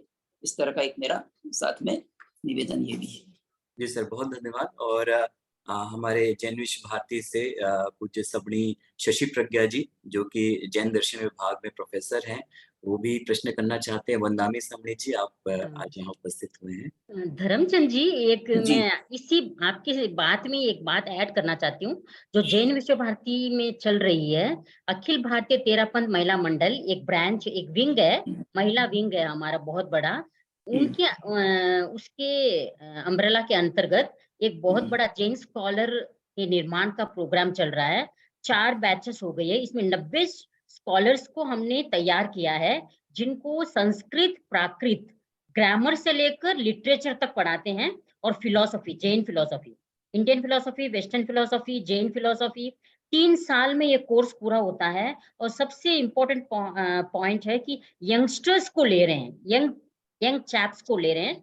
तो 90 स्टूडेंट्स हमारे जैन विश्व भारती अखिल भारतीय तेरापंथ महिला मंडल से मतलब निर्माण हो चुके हैं, और वो प्राकृत में जैसे ब्राह्मी लिपि में उन्होंने पूरा 10वें कालिक लिख दिया और उत्तराधीन सूत्र लिख दिया।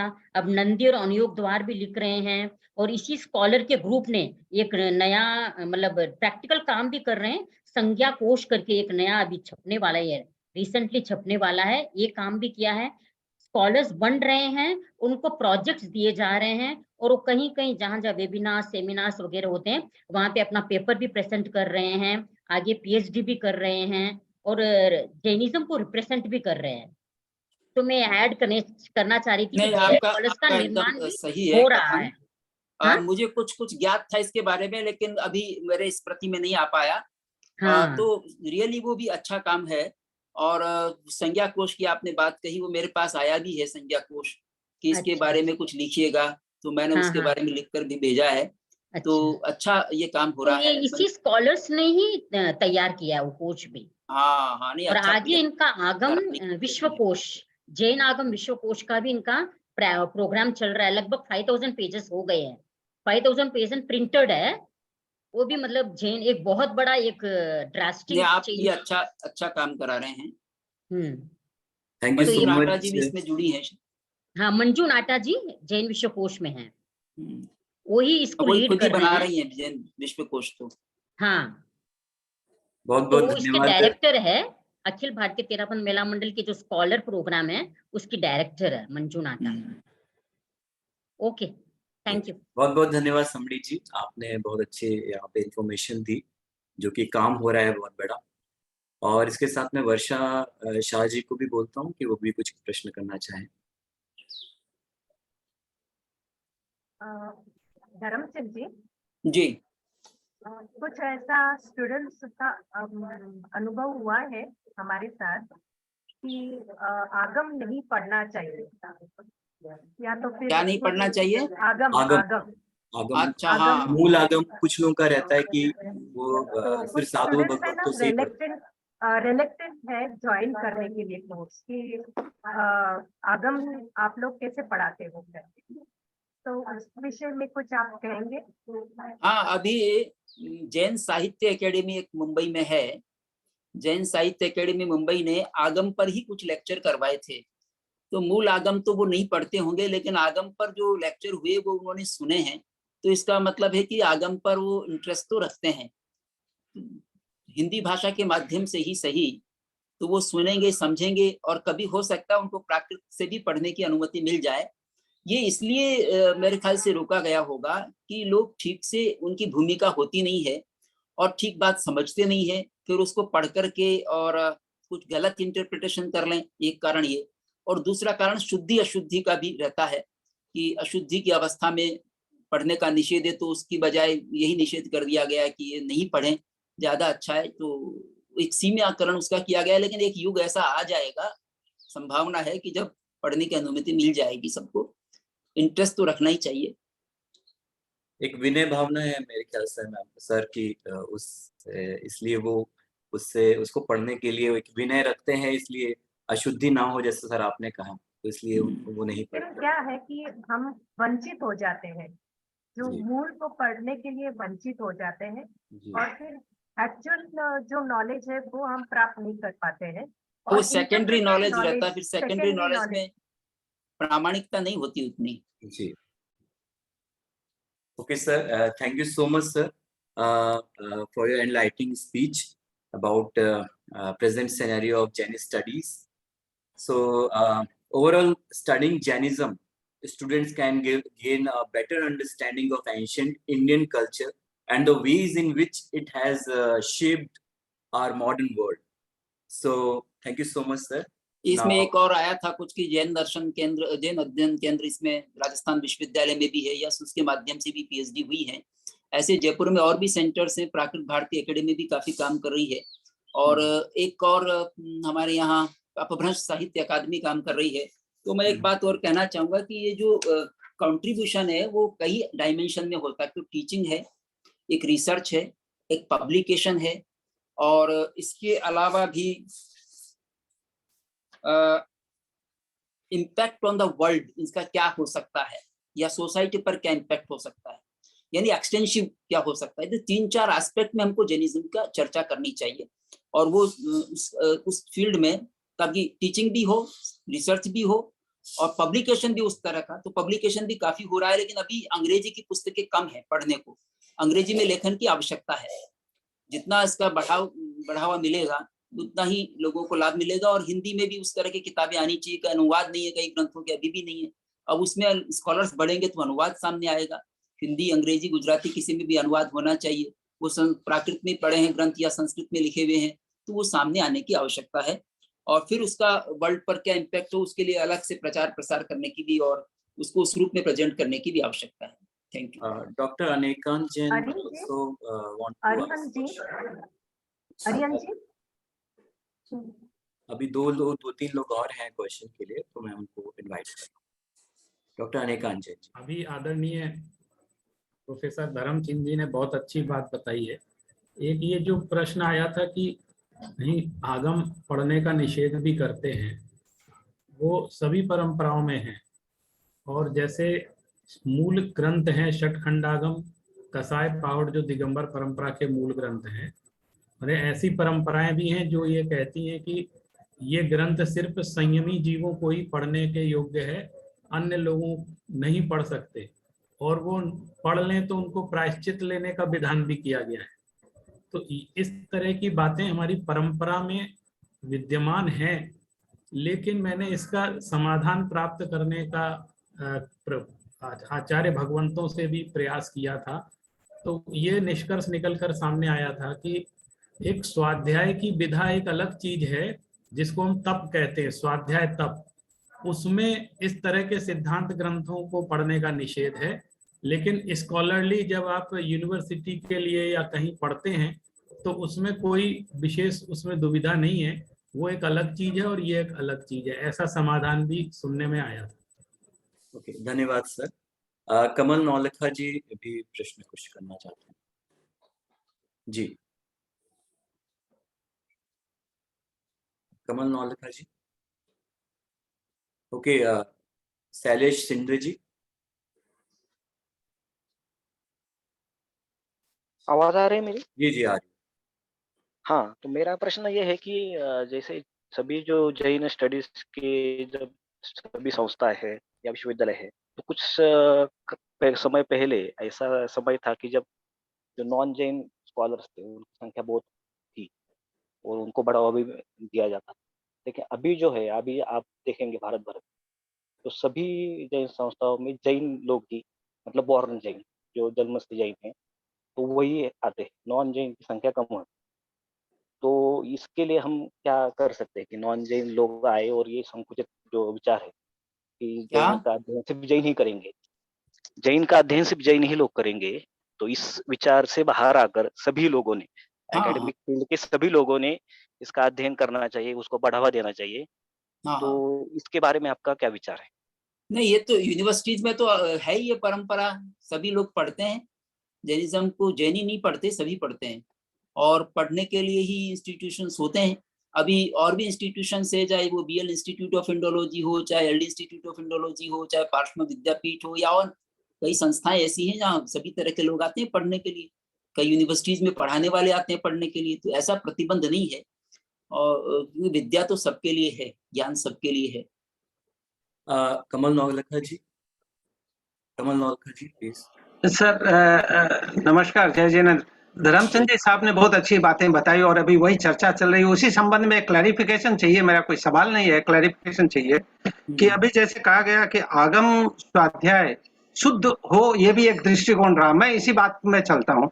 तो धर्मचंद साहब एक इतना क्लैरिफिकेशन चाहिए कि सेम आगम, जैसे 10वें आलियम है, उत्तराध्ययन है, कोई भी आगम लेते हैं, अलग अलग पब्लिकेशंस, अलग अलग संस्था, अलग अलग संघ उसी सूत्र को अलग, थोड़ा अलग वो हमने पाया है कि थोड़ा अलग उसका वो उसमें शब्दावली यूज की हुई है। तो उसमें कौन सा, अगर एक तरफ हम मानते हैं कि शुद्ध नहीं हो तो प्रायश्चित लगता है, तो इस अवस्था में किसको शुद्ध माने, ये कैसे जानकारी हो, इसका थोड़ा कोई अगर स्पष्टीकरण दे सकें सर। Thank you. बड़ा अच्छा प्रश्न है आपका।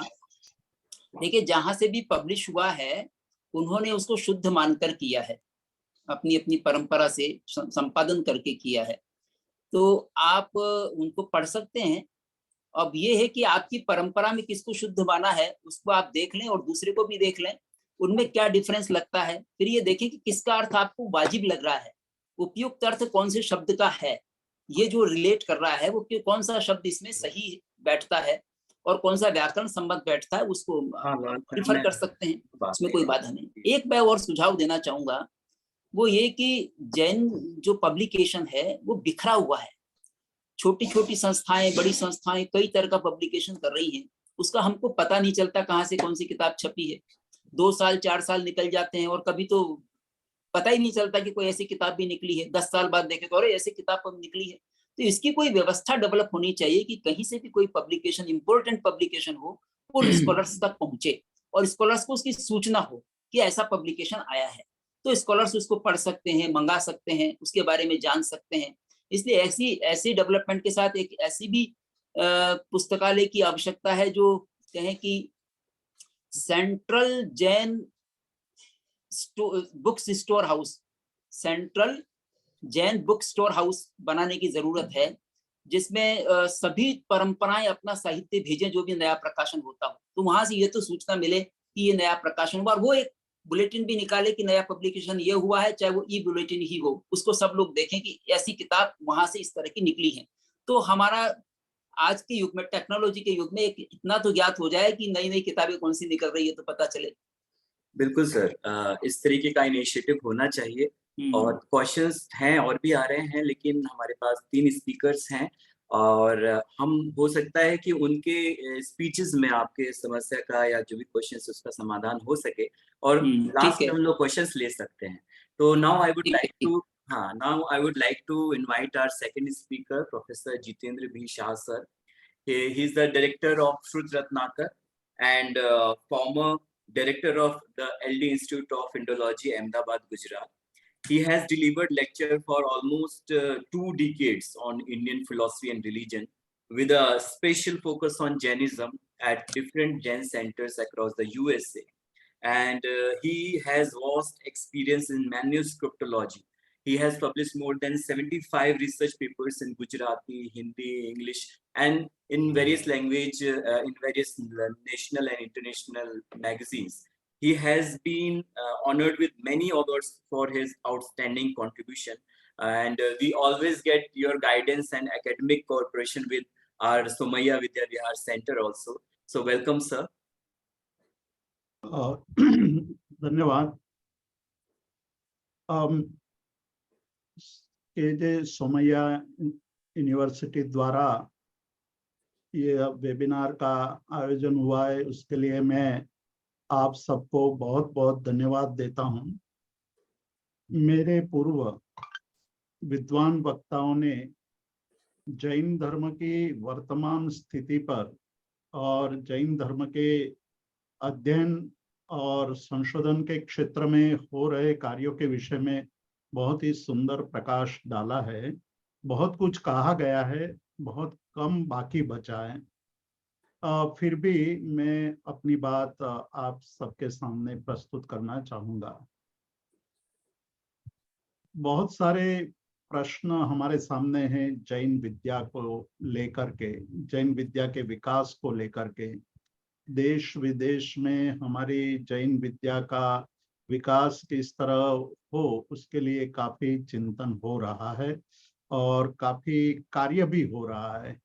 यह बात सही है कि धीरे धीरे इस विद्या के प्रति लोगों की रुचि बढ़ रही है। अलग अलग विश्वविद्यालयों में जैन विभाग का निर्माण हो रहा है। वहाँ विद्यार्थी आते हैं, पढ़ते हैं और अलग अलग विषयों पर संशोधन कार्य भी हो रहा है। यह आनंद की बात है और धीरे धीरे ये आगे बढ़ता रहेगा। ये हमारी श्रद्धा भी है, हमारा विश्वास भी है।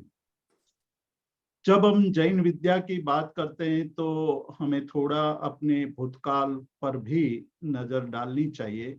कार्य का प्रारंभ जो होता है, हमारे पास जो यहाँ अनेकांत अरिहंत जी ने बताया कि मैन्युस्क्रिप्टोलॉजी जो हमारी पांडुलिपियां हैं, उस पर थोड़ा हमें विचार करना चाहिए। भारत एक ऐसा देश है जिसके पास पूरे विश्व में सबसे ज्यादा पांडुलिपियों का संग्रह है और पांडुलिपियों की संख्या के बारे में आज भी हमें थोड़ी चिंता भी है और ये निश्चित धारणा नहीं है कि सही कितने संख्या में हमारी पांडुलिपियां आज मौजूद है, बची हुई है। किंतु एक मोटे तौर पर यह कहा जाता है कि करीब 1 करोड़ से ज्यादा पांडुलिपियां आज भारत देश में मौजूद हैं, जो कुछ साल पहले, मतलब 200 साल पहले, ये करीब 5 करोड़ तक की थी। आज जो 1 करोड़ पांडुलिपियां हैं उसमें सबसे ज्यादा किसी एक धर्म और एक परंपरा की कोई पांडुलिपियां हैं तो वो जैन धर्म की है। करीब 25 से 30 लाख, 1 करोड़ में से 25 से 30 लाख पांडुलिपियां जैन धर्म की, जैन परंपरा की हैं। ये बहुत बड़ी संख्या है, बहुत बड़ा हमारी विरासत भी है। और हमारे पास अहमदाबाद, पाटन, खंभात, जैसलमेर, जोधपुर जैसे बड़े बड़े पांडुलिपि संग्रह मौजूद हैं और उसमें बहुत सारी पांडुलिपियां अभी भी अप्रगट या अप्रकाशित रूप में मिल रही हैं। सबसे पहला कार्य हमारे सामने ये होना चाहिए कि हम अपनी जो पांडुलिपियां हैं उस पांडुलिपियों का एक कैटलॉग तैयार करें। बहुत कुछ काम हो रहा है। पुणे में श्रुत भवन नाम की एक संस्था है जहां मुनिराज श्री वैराग्यरति महाराज एक जैन कैटलॉगरम की योजना लेकर के चल रहे हैं और उन्होंने करीब 10 से 15 लाख मैन्युस्क्रिप्ट्स का डेटा तैयार कर दिया है। विद्वान और जिज्ञासु को तुरंत ही सारी इंफॉर्मेशन मिलती है, वहां से तुरंत ही आपको सारी इंफॉर्मेशन दी जाती है। और इस दृष्टि से देखा जाए तो ये बहुत बड़ा काम है। बहुत साल पहले वेलणकर ने जिन रत्न कोश को बनाया था लेकिन वो पूर्ण नहीं था। इसी को आगे बढ़ाते हुए वर्धमान जिन रत्न कोश नाम की योजना मुनि श्री वैराग्यरति महाराज ने बनाई और उस पर काफी अच्छा काम हो रहा है। उसको हमें देखना चाहिए। दूसरा जो काम हो रहा है पांडुलिपियों के विषय में, महावीर जैन आराधना केंद्र कोबा में जो एक बहुत ही अच्छा संग्रह है, अच्छे डेटा उनके पास हैं और बहुत सारे कार्य वहाँ पांडुलिपियों के विषय में हो रहा है। हमारे पास जो पांडुलिपियां हैं उसके अध्ययन के विषय में हम बहुत ही उदासीन हैं। सबसे ज्यादा पांडुलिपियां होते हुए भी पांडुलिपियों का अध्ययन करने वाले विद्वान बहुत ही कम हैं।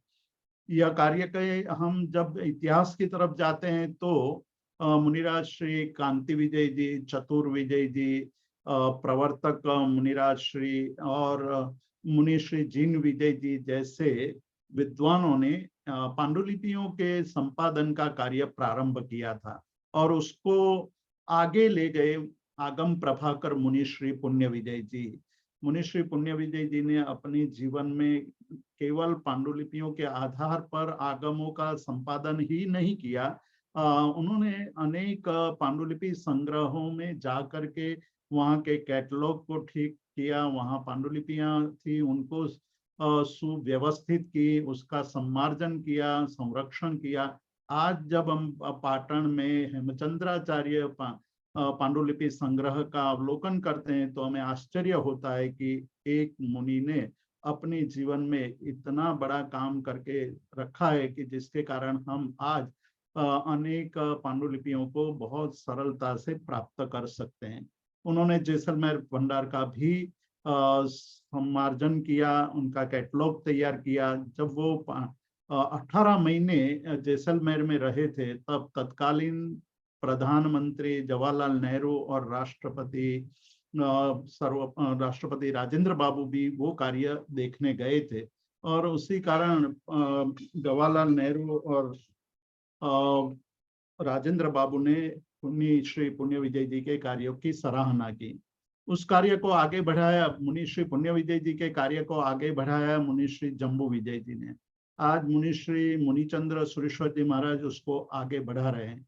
लेकिन हमारे पास जो वॉल्यूम है पांडुलिपियों का उसको देखते हुए बहुत सारी बड़ी टीम चाहिए। वो टीम की हमारे पास कमी है। यदि विद्वान इस दिशा में भी प्रयत्न करे तो बहुत कुछ काम हो सकता है।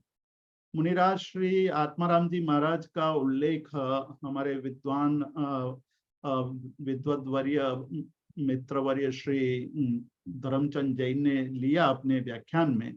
आत्माराम जी महाराज ने हिंदी भाषा में सबसे पहले लिखने का प्रारंभ किया।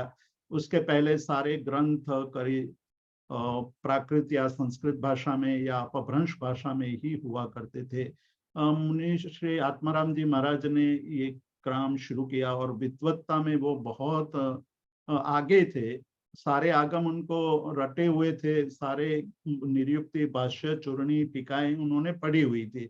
तो तत्कालीन जितने भी स्कॉलर्स थे, सर विलियम जॉन्स से लेकर के हॉर्नले और अन्य विद्वानों ने उनके बहुत सराहना की है।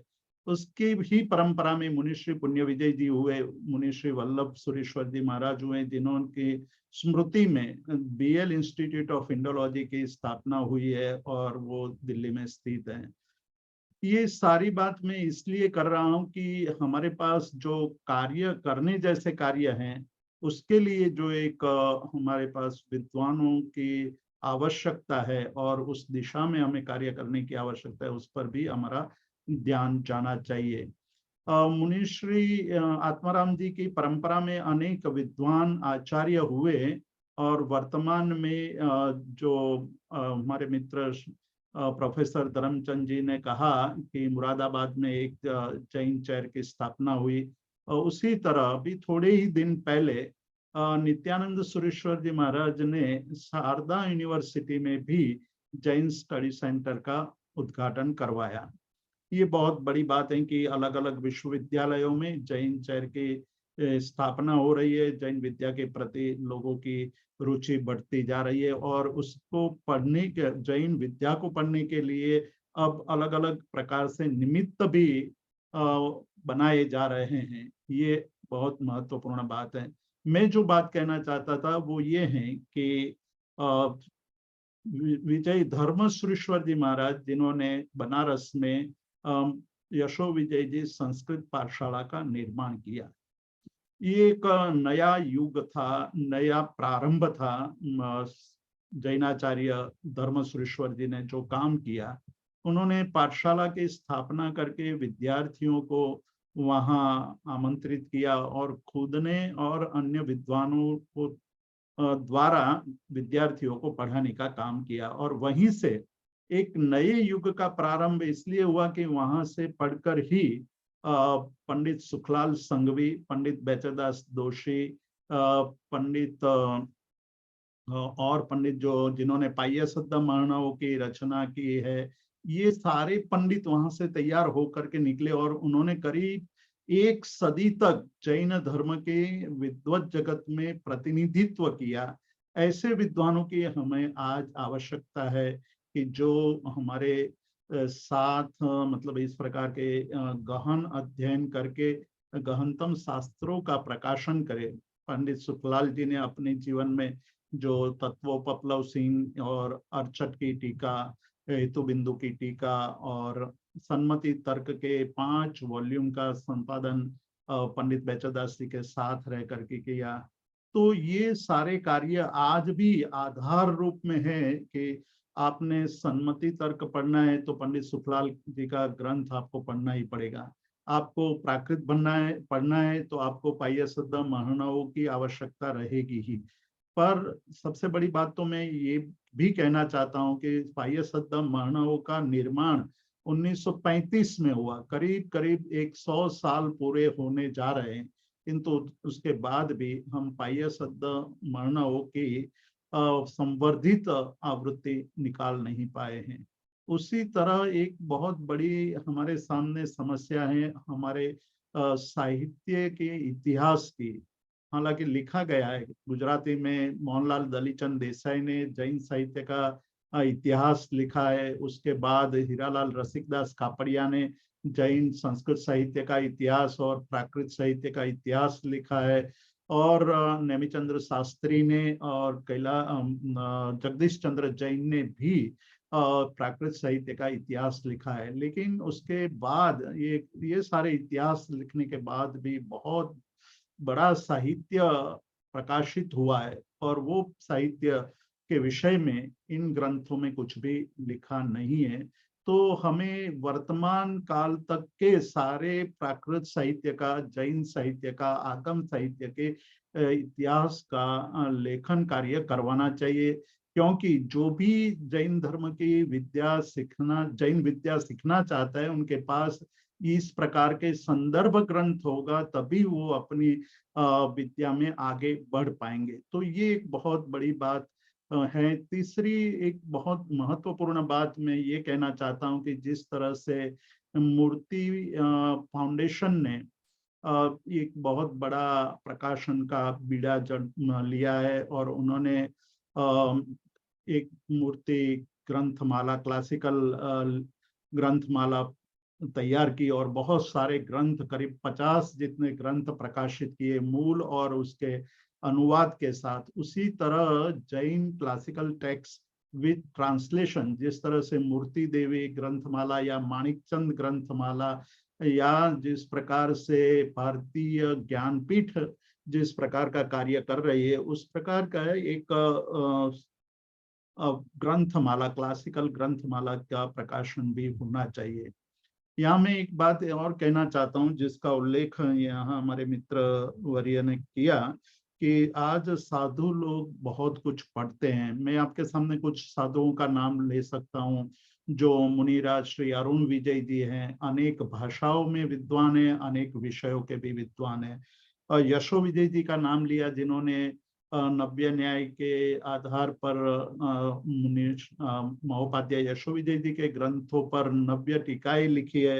हमारे साथ ये मैंने वैराग्य रति महाराज की बात कही, और उनके ही बड़े भाई या छोटे भाई है वो पता नहीं है, लेकिन वो प्रशम रति महाराज है, वो भी आधुनिक युग में संस्कृत भाषा में लिखते हैं। ऐसे विद्वानों को हमें आगे ले जाने के लिए, और जिनको केवल पढ़ने की ही रुचि है, ऐसे मुनियों को, मुनि भगवंतों या साध्वी जी भगवंतों को पढ़ाने की एक सुविधा हमें तैयार करनी पड़ेगी। यूनिवर्सिटीज में उन लोगों को पीएचडी करने के लिए या डिग्री प्राप्त करने के लिए कोई ऐसी सुविधा या नियम में थोड़े बहुत परिवर्तन ला करके हमें उन लोगों को भी पढ़ने की सुविधा प्रदान करनी चाहिए। कुछ यूनिवर्सिटियों ने ऐसा कार्य किया है, जिस तरह से लाडनू में अभी पीएचडी साधु साध्वियों के लिए हो सकती है। जैन यूनिवर्सिटी बेंगलोर में कुछ हुआ है, लेकिन सोमैया जैसे जहाँ मुंबई में सबसे ज्यादा जैन साधु साध्वियों का आवागमन रहता है, विचरण क्षेत्र है, अहमदाबाद विचरण क्षेत्र है, जयपुर विचरण क्षेत्र है, तो वहाँ ऐसे स्थान हमें निर्मित करने चाहिए जहाँ साधु साध्वियाँ पीएचडी कर सके, अध्ययन कर सके, संशोधन कर सके, तो हमारा काम आगे बढ़ेगा। कंप्यूटर के क्षेत्र में बहुत बड़ी क्रांति आ रही है, बहुत बड़ी क्रांति। आर्टिफिशियल इंटेलिजेंस ने जो काम किया है, वो आने वाले 2-3 साल में पूरे विश्व का जो स्वरूप है आज का, वो बदल जाएगा। ये निश्चित रूप से दिखाई दे रहा है, और बहुत बड़ी चर्चा भी हो रही है।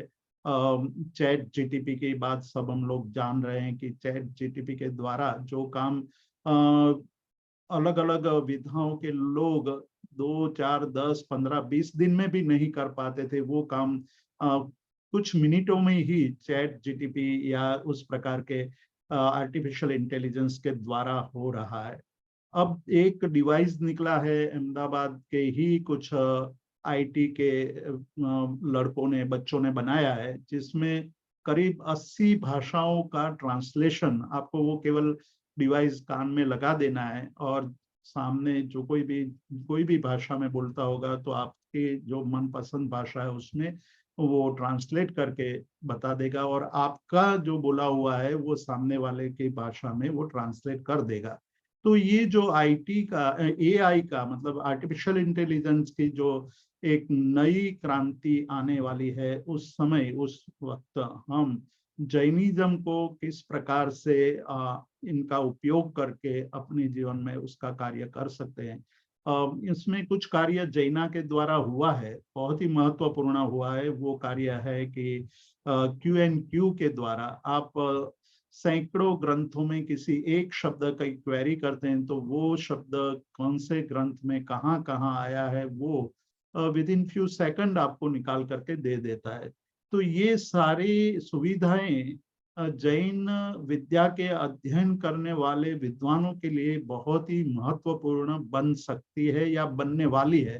तो हमें ये करना चाहिए कि जो जैन विद्या के प्रति रुचि रखने वाले हैं उनके लिए इस प्रकार के संदर्भ सामग्री का निर्माण करते जाएं और हमारी जो विद्या है उसका अध्ययन अध्यापन बढ़े। अध्ययन अध्यापन बढ़ने की बात तो सही है, लेकिन जो उसका प्रभाव आम जनता पर, आम लोगों पर पड़े, उसके लिए जो वर्तमान कालीन हमारे धर्म के सिद्धांतों का प्रभाव हमारे जीवन में किस प्रकार से पड़ सकता है, उसको सरल भाषा में और सम्यक रूप से समझ में आए उस तरह के ग्रंथों को भी प्रकाशित करना होगा। तब हमारी विद्या, जो हम कहते हैं कि जैन धर्म एक विश्व धर्म बने, उतनी क्षमता रखता है, लेकिन ये कहने मात्र से विश्व धर्म नहीं बनता है। उसके लिए हमें ये सारे प्रयत्न करने होंगे और यदि हम ये सब कार्य कर सकेंगे तो आने वाला समय जैन धर्म का होगा, ऐसा मेरा मानना है। मैं इतना कह करके अपनी बात को समाप्त करता हूँ। Thank you so much, sir, for drawing our attention to manuscriptology. You provided a comprehensive overview of the history of Jain manuscript and the importance of creating a catalog of them. Your insights on the preservation of these manuscripts and the need to make them more widely accessible to researchers are particularly interesting. So thank you so much, sir. Now I'm inviting Professor Anand Prakash Tripathi, sir.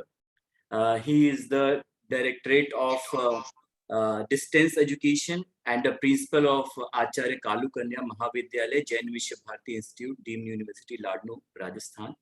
He is a scholar of Indian and Western philosophy as well as literature. He is member of various academic bodies. Many of his books have been published, for which he has been honored with various awards. He will talk about the significance of Jain studies in academia and the possible steps to promote it. Welcome, sir. Thank you Arihant ji. सर्वप्रथम मैं, चूंकि centre for studies in Jainism Somaiya Vidya Vihar ने अपने 20 साल की यात्रा संपन्न करके 21वें वर्ष में प्रवेश किया है, इसके लिए बहुत बहुत बधाई और भविष्य के लिए बहुत बहुत शुभकामना। आपने जो एक अच्छा आयोजन आज किया है, निश्चित रूप से वो हम सब के लिए बहुत हर्ष का विषय है। और इस आयोजन में हमें डॉक्टर सुलेख जी को, डॉक्टर सुगंचन जी को, प्रोफेसर धर्मचंद जी को, प्रोफेसर जितेंद्र भाई शाह को सुनने का मिला। बहुत सारे एस्पेक्ट को आप सबने कवर कर लिया है, बहुत सारी चीजें, और जैन विद्या के विकास के लिए, जैन विद्या के प्रवर्धन के लिए, विस्तार के लिए बहुत सारी बातें आई हैं। चूंकि मैं वर्षों से राजस्थान में रह रहा हूं और राजस्थान में किस तरह से जैन विद्या का विकास हो रहा है, बहुत सारे विश्वविद्यालय, बहुत सारी संस्थाएं किस तरह से आगे बढ़ा रही हैं, बहुत सारी बातें प्रोफेसर धर्मचंद जी जैन ने स्पष्ट भी की, कि चाहे वो मोहनलाल सुखाड़िया विश्वविद्यालय हो, हमारा जैन विश्व भारती संस्थान हो, और इसके साथ ही साथ आपने कुछ संस्थाओं की, चाहे प्राकृत भारती हो, प्रकृत अकादमी हो, टोडरमल स्मारक हो, इसके बारे में बताया। और जैन चेयर्स जो राजस्थान यूनिवर्सिटी में है, इसके साथ ही साथ जगत गुरु रामानंद आचार्य संस्कृत विश्वविद्यालय जयपुर में भी एक जैन चेयर की व्यवस्था की गई है। और जो कुछ बातें रह गई है उस पर मैं प्रकाश डालना चाहता हूँ। राजस्थान के स्वयं आदरणीय धर्मचंद जी जैन साहब का विश्वविद्यालय जो जननारायण व्यास विश्वविद्यालय है, वहां भी जैनिज्म का अध्ययन शुरू हुआ है, और महर्षि दयानंद सरस्वती विश्वविद्यालय में जैनिज्म का अध्ययन शुरू हुआ है। और इसके साथ ही साथ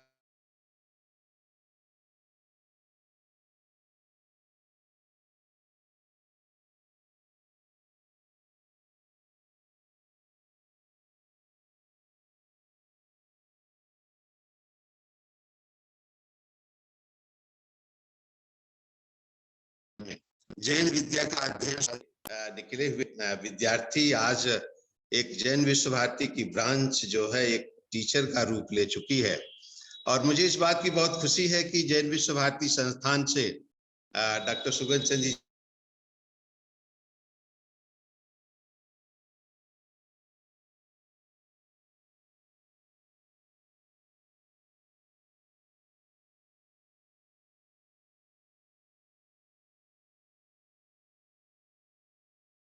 कुछ नेटवर्क का इशू हो रहा है।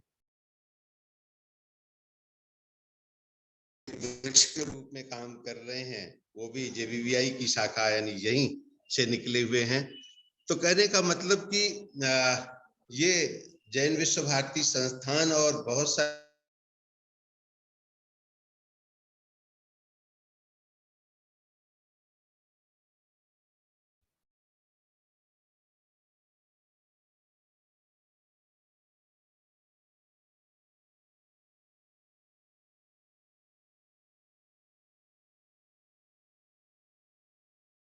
विद्या बने, जैन धर्म वैश्विक धर्म बने, जैन धर्म जन धर्म बने, तो मैं समझता हूं कि उसके लिए बहुत जरूरी है कि आज स्कूल शिक्षा से जैनिज्म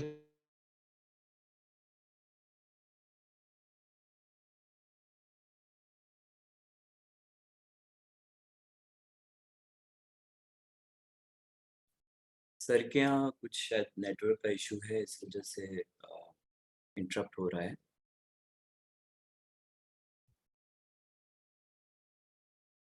किया था कि बच्चों में संस्कार कैसे आए, और शिक्षा बिना संस्कारों की अधूरी होती है, और यूं कहे संस्कार विहीन शिक्षा निरर्थक होती है। तो इसमें कोई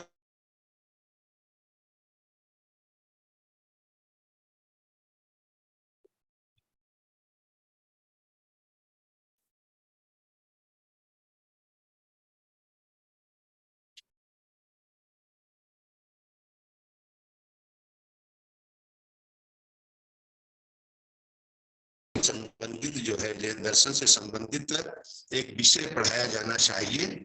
ऐसी शुरुआत की जानी चाहिए और हम सबको उसके लिए प्रयत्न करना चाहिए। सर आप हमें सुन पा रहे हैं? हाँ, आपको सुन पा रहे हैं। आप सुन रहे हैं मुझे? जी आपको सुन रहे हैं सर, लेकिन आपका काफी ब्रेक हो रही है वॉइस, और बीच में नेटवर्क का भी इशू काफी हो रहा है। अरे मुझे लगता है कि 9 बजे से शुरू है ना, तो कहीं वो प्रॉब्लम तो नहीं आ रही है। जी तो ठीक है, मैं अपनी बातें बहुत संक्षेप में करना चाह रहा हूँ। दूसरी बात ये कि स्कूली शिक्षा के बाद कॉलेज शिक्षा में, जैसा हमने बताया कि बहुत सारे कॉलेजेस जो है वो राजस्थान के, चाहे वो पीलीबंगा का हो, पाली का हो, हनुमानगढ़ का हो, गंगानगर का हो, सरदार सर का हो, राणावास का हो, गंगापुर सिटी में है, बीकानेर में, डूंगरगढ़ में, सूरतगढ़ में, इन सब कॉलेजेस में जैन विद्या की पढ़ाई हो रही है और हजारों छात्र पढ़ रहे हैं। इसलिए कि क्योंकि बीए में 3 सब्जेक्ट लेने होते हैं, तो एक सब्जेक्ट के रूप में जैन विद्या लोग ले रहे हैं। और मुझे लगता है कि जितना अधिक लोग पढ़ेंगे, संस्कारों की शिक्षा उतनी अधिक बढ़ेगी। और जहां तक और इन सब कॉलेजों में ये जैन धर्म की, जैन फिलॉसफी की शुरुआत करने का श्रेय बहुत कुछ जो है वो जैन विश्व भारती संस्थान को जाता है, क्योंकि जैन विश्व भारती संस्थान इस दिशा में प्रयास करके वहाँ के समितियों को, चाहे वो अणुवत समिति हो, चाहे महिला मंडल हो, युवक परिषद हो, उनको प्रेरित करके और उनके माध्यम से शुरुआत की। और इनमें कई कॉलेज तो गवर्नमेंट कॉलेज हो गए हैं, और वहाँ जो टीचर्स लगे हैं उनको पेमेंट भी गवर्नमेंट दे रही है जैन विद्या के टीचर्स को। तो एक बहुत बड़ी उपलब्धि मानी जा सकती है। इसके अतिरिक्त अभी जो बात आई कि आखिर बहुत सारे लोगों को पढ़ने के लिए अट्रैक्ट किया जाए, एक बात। दूसरी बात, एक भाई की बात आई थी कि आजकल जो है केवल जैन धर्मावलंबी ही जैन दर्शन, जैन धर्म पढ़ रहे हैं। दूसरे धर्मावलंबियों को कैसे अट्रैक्ट किया जाए? जब प्राचीन काल में जब ये माना जाता था कि शिक्षा सा विद्या या विमुक्त शिक्षा मोक्ष के लिए होती थी, वो आज पर्याय बदल गया है, सा विद्या या नियुक्त हो गया है। तो जो एक प्रश्न आया था बीच में कि आज शिक्षा जो है जॉब ओरिएंटेड होनी चाहिए, यानी अगर जॉब ओरिएंटेड शिक्षा नहीं है तो आकर्षण विद्यार्थियों का, युवा पीढ़ी का नहीं होता है।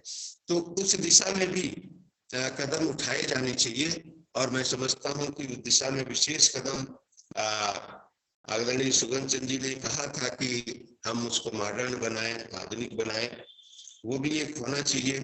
कंप्यूटर की शिक्षा दे, प्रोफेशनल बनाएं, वो ठीक है, लेकिन उसके साथ ही साथ हमें और एक प्रयास करना पड़ेगा कि बहुत सारे जैन इंडस्ट्रिस्ट हैं, उद्योगपति हैं, उन उद्योगपतियों को जैन संस्थानों में या यानी आकृष्ट करके और वहां प्लेसमेंट कराने की व्यवस्था होनी चाहिए। तो मैं समझता हूं कि इससे जैनिज्म का प्रचार प्रसार और बढ़ेगा, क्योंकि जब लोगों को नौकरियां मिलने लगेगी, लोगों को जॉब मिलने लगेंगे, तो लोग जैन विद्या की तरफ आकृष्ट होंगे। क्योंकि जैसे आज जैन विश्व भारती संस्थान है और बहुत सारे संस्थान जो है वो पूरी सुविधा दे रहे हैं जैन दर्शन को पढ़ने के लिए। आज जैन विश्व भारती संस्थान में निःशुल्क शिक्षा दी जा रही है, रहने की व्यवस्था हॉस्टल में दी जा रही है और खाने की सुविधा दी जा रही है, यानी बिल्कुल फ्री शिक्षा जो है जैनिज्म की दी जा रही है। तो ऐसे ही बहुत सारे संस्थान दे रहे हैं, फिर भी अट्रैक्शन क्यों नहीं हो रहा है? उसका मतलब है कि जॉब ओरिएंटेड नहीं होने के कारण। तो इसलिए इसको जॉब ओरिएंटेड बनाने की दिशा में भी प्रयत्न करना चाहिए। तीसरी महत्वपूर्ण बात आई साधु साथियों की अध्ययन की दृष्टि से, तो मैं ये कहना चाहूंगा कि जैन विश्व भारती संस्थान जो है अपरिग्रही साधु साध्वी, चाहे वो किसी भी धर्म संघ के हो, सबके लिए शुल्क मुक्त शिक्षा रखी गई है, एक बात। दूसरी बात, पहले 2018 के पहले तो हमने देश के किसी भी कोने में अगर साधु साध्वी चातुर्मास कर रहे हैं तो वहां उनके परीक्षा की व्यवस्था हम करवाते थे, लेकिन जब से यूजीसी में ये रेगुलेशन आ गया है कि कोई भी विश्वविद्यालय वो अपने स्टेट के बाहर परीक्षा नहीं करा सकता, तो 2018 के बाद अब हम केवल राजस्थान में साधु साथियों को पढ़ने की व्यवस्था करा पा रहे हैं, उनके परीक्षा की व्यवस्था करा पा रहे हैं। अगर वो गुजरात में, महाराष्ट्र में या चेन्नई या बंगलौर में है तो यही निवेदन करते हैं कि महाराज जी इन व्यवस्थाओं में तो आपको राजस्थान में चातुर्मास बीए करने के लिए 3 साल और एमए करने के लिए 2 साल करना होगा। तो ये, और हम लोगों ने यूजीसी को पत्र भी लिखा है कि साधु साथियों के लिए, और मैं चाहूंगा जैन समाज के लोग भी अगर इस तरह के पत्र जो है यूजीसी में और शिक्षा मंत्रालय भारत सरकार को लिखे कि साधु साथियों को पढ़ने के लिए ये स्टेट का रिस्ट्रिक्शन नहीं होना चाहिए। तो जैन विश्व भारती संस्थान पूरी तरह से तैयार है और आज भी पीएचडी के लिए जो है साधु साथियों के लिए बिल्कुल ओपन है कि कोई भी, लेकिन सारी चीजें हम फॉलो करते हैं। उनको भी एंट्रेंस एग्जाम सेट देना होता है, पर यह है कि वो अगर देश के किसी कोने में है तो हम उनसे वो स्लेट की ऑनलाइन करवा लेते हैं, एंट्रेंस एग्जाम पीएचडी का ऑनलाइन करवाते हैं। और कोर्स वर्क जो है उनको भी करना होता है, वो जहाँ है वहीं से कोर्स वर्क कर सकते हैं।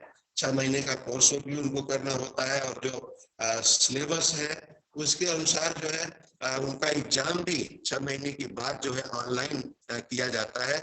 तो मैं समझता हूँ कि और भी यूनिवर्सिटियां इस चीज को फॉलो कर सकती है। यूनिवर्सिटी ऑटोनॉमस बॉडी होती है, उन पर इतना रिस्ट्रिक्शन नहीं है कि वो जो है साधु साथियों को कोई अतिरिक्त व्यवस्था न दे सके। तो मैं समझता हूँ कि साधु साथियों के लिए व्यवस्था की जानी चाहिए। सभी विश्वविद्यालयों को, सभी जैन संस्थाओं को, सभी संस्थाओं को विचार करना चाहिए। एक बहुत बड़ा काम जो जैन विश्व भारती संस्थान की तरफ से हो रहा है, जिसका समनी शशि प्रज्ञा जी ने प्रकाश डाला, जैन विद्वानों को तैयार करने का, और वास्तव में अभी तक जो 90 के करीब जैन विद्वान तैयार किए जा चुके हैं, उनको उन्होंने प्रकाश डाला। और मैं ये कहना चाहता हूँ कि मैं ये देखता हूँ कि कभी आचार्य महाप्रज्ञ कहा करते थे कि हिंसा के प्रशिक्षण देने वाले संस्थान तो एक साथ एक मंच पे आकर के काम कर रहे हैं, लेकिन ये अहिंसा का प्रशिक्षण देने वाले संस्थान एक मंच पर क्यों नहीं आ रहे हैं? यदि उन्होंने एक अहिंसा समवाय की कल्पना की थी, जैन विश्व भारती संस्थान ने एक यानी जैन विद्या समवाय की कल्पना की है, और मुझे लगता है कि 2018 में एक जैन संस्थाओं के समवाय का प्रकल्प लेकर के एक आयोजन भी किया जा चुका है। तो मैं समझता हूं कि सारे जैन संस्थाओं को एक मंच पे आकर के जो बिखर करके काम कर रहे हैं संगठित रूप से काम करें तो और अच्छा काम हो सकता है। बात आई थी कि मुझे लगता है कि जैन आगम जो कि खान है, सब कुछ है जैन आगम में, समुद्र है और उस समुद्र में निमज्जित होकर के विद्वानों को जो है विद्वान लगे भी हुए हैं, उससे हार्निश जो है मन मणिकाएं निकाल करके परोस रहे हैं, लेकिन और कोशिश की जानी चाहिए। जो आधुनिक विषय है, आज मान लीजिए प्रबंधन का विषय, मैनेजमेंट का, आगम में प्रबंधन के सूत्र भरे हुए हैं, उनको निकाल करके आज जनसम्मुख प्रस्तुत करना चाहिए।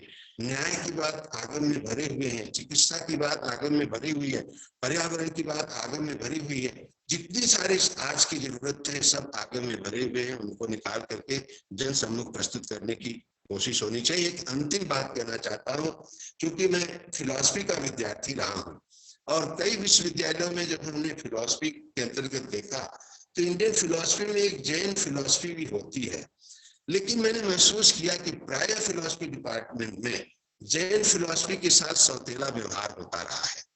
और ये आज एक कोशिश होनी चाहिए कि जबकि हम जानते हैं कि जैन फिलॉसफी में जो चीजें हैं, जो अनेकांतवाद का सिद्धांत है, शादवाद का, प्राय ये कहते हैं ना कि विचारों में अनेकांत, वाणी में शादवाद और व्यवहार में जो है अहिंसा और अपरिग्रह होना चाहिए। तो जब ये महत्वपूर्ण चीजें इतनी हम जैन फिलॉसफी में पाते हैं तो मैं चाहता हूं कि एक प्रयत्न ये भी होना चाहिए कि फिलॉसफी डिपार्टमेंट में जैन फिलॉसफी को भी उतना ही महत्व मिलना चाहिए। और एक छोटी मोटी बातें जो आई थी कि बहुत सारे चीजों में जो अंतर देखा जाता है, और बहुत सही बात कही धर्मचंद जी साहब ने कि थोड़े बहुत जो अंतर देखे जाते हैं, इससे मनोमालिन्य नहीं होना चाहिए, इससे कोई दुराग्रह आग्रह नहीं होना चाहिए। आप देखिए एक वेदांत जो है, एक वेदांत सूत्र से जो है अद्वैत वेदांत निकला, विशिष्टाद्वैत वेदांत निकला, द्वैत निकला, द्वैताद्वैत निकला, शुद्धाद्वैत निकला और वेदांत आगे बढ़ता गया। ऐसे ही जैन विचार, जैन सिद्धांत आगे बढ़ता रहे। इसमें हम सबको कोशिश, हम लोग तो अनेकांत विचारधारा के पोषक हैं और अनेकांत विचारधारा के पोषक जो है वो कभी भी इन संकीर्णताओं में फंस करके नहीं रह सकते। हमें संकीर्णताओं से निकल करके जैन विद्या के विकास के लिए, जैन विद्या के विकास में जो बाधाएं हैं उनको दूर करने के लिए आगे आना होगा। तो मैं समझता हूँ कि एक मुट्ठी बन करके हम सब विकास में आगे बढ़े, जैन विद्या के विकास में आगे बढ़े। और सोमैया ने जो एक अच्छी शुरुआत की है जैन विद्या के विकास के विषय विद्वानों के चिंतन से, हम सोचते हैं कि ये हर ध्वनि की प्रतिध्वनि होती है। आज जो ध्वनि हो रही है इसकी प्रतिध्वनि विश्व में गूंजेगी और सोमैया को इसका श्रेय जाएगा। तो बहुत बहुत आभार सोमैया की पूरी टीम को, अरिहंत जैन को, जिन्होंने बहुत अच्छे ढंग से इस कार्यक्रम को आगे बढ़ा रहे हैं। बहुत बहुत आभार, बहुत बहुत धन्यवाद। बहुत बहुत धन्यवाद सर। आपने जैन विद्या के अकादमिक क्षेत्र के विषय में बहुत सारे बिंदु रखे और बहुत सारे सुझाव भी दिए।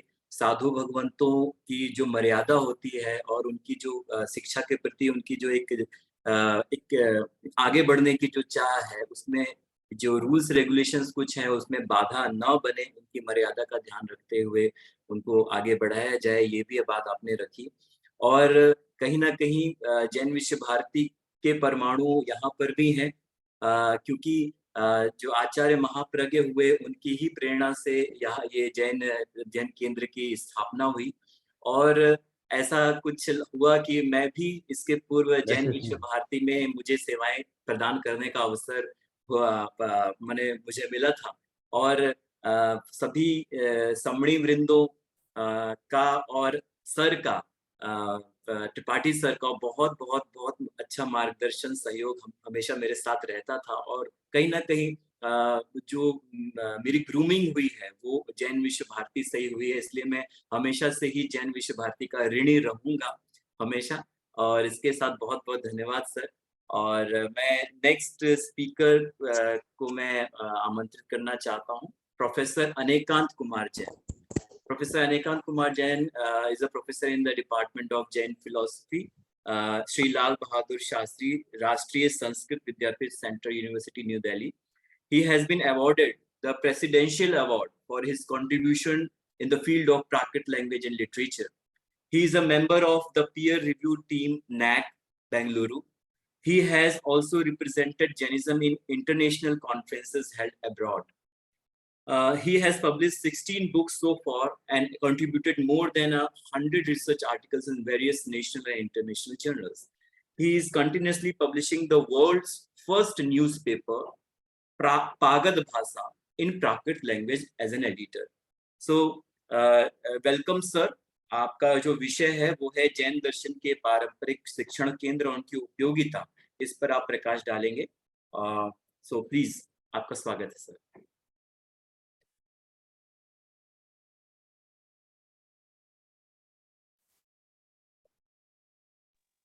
सर अनम्यूट करिए. अनेकांत, आप को होस्ट हैं सर, अनेकांत कुमार जैन. यस. धम्बो मंगल मुक्केट्टम अहिंसा संजमो तवो देवावीतम नमस्सन्ति जस्य धम्बे सयम. सोमैया यूनिवर्सिटी के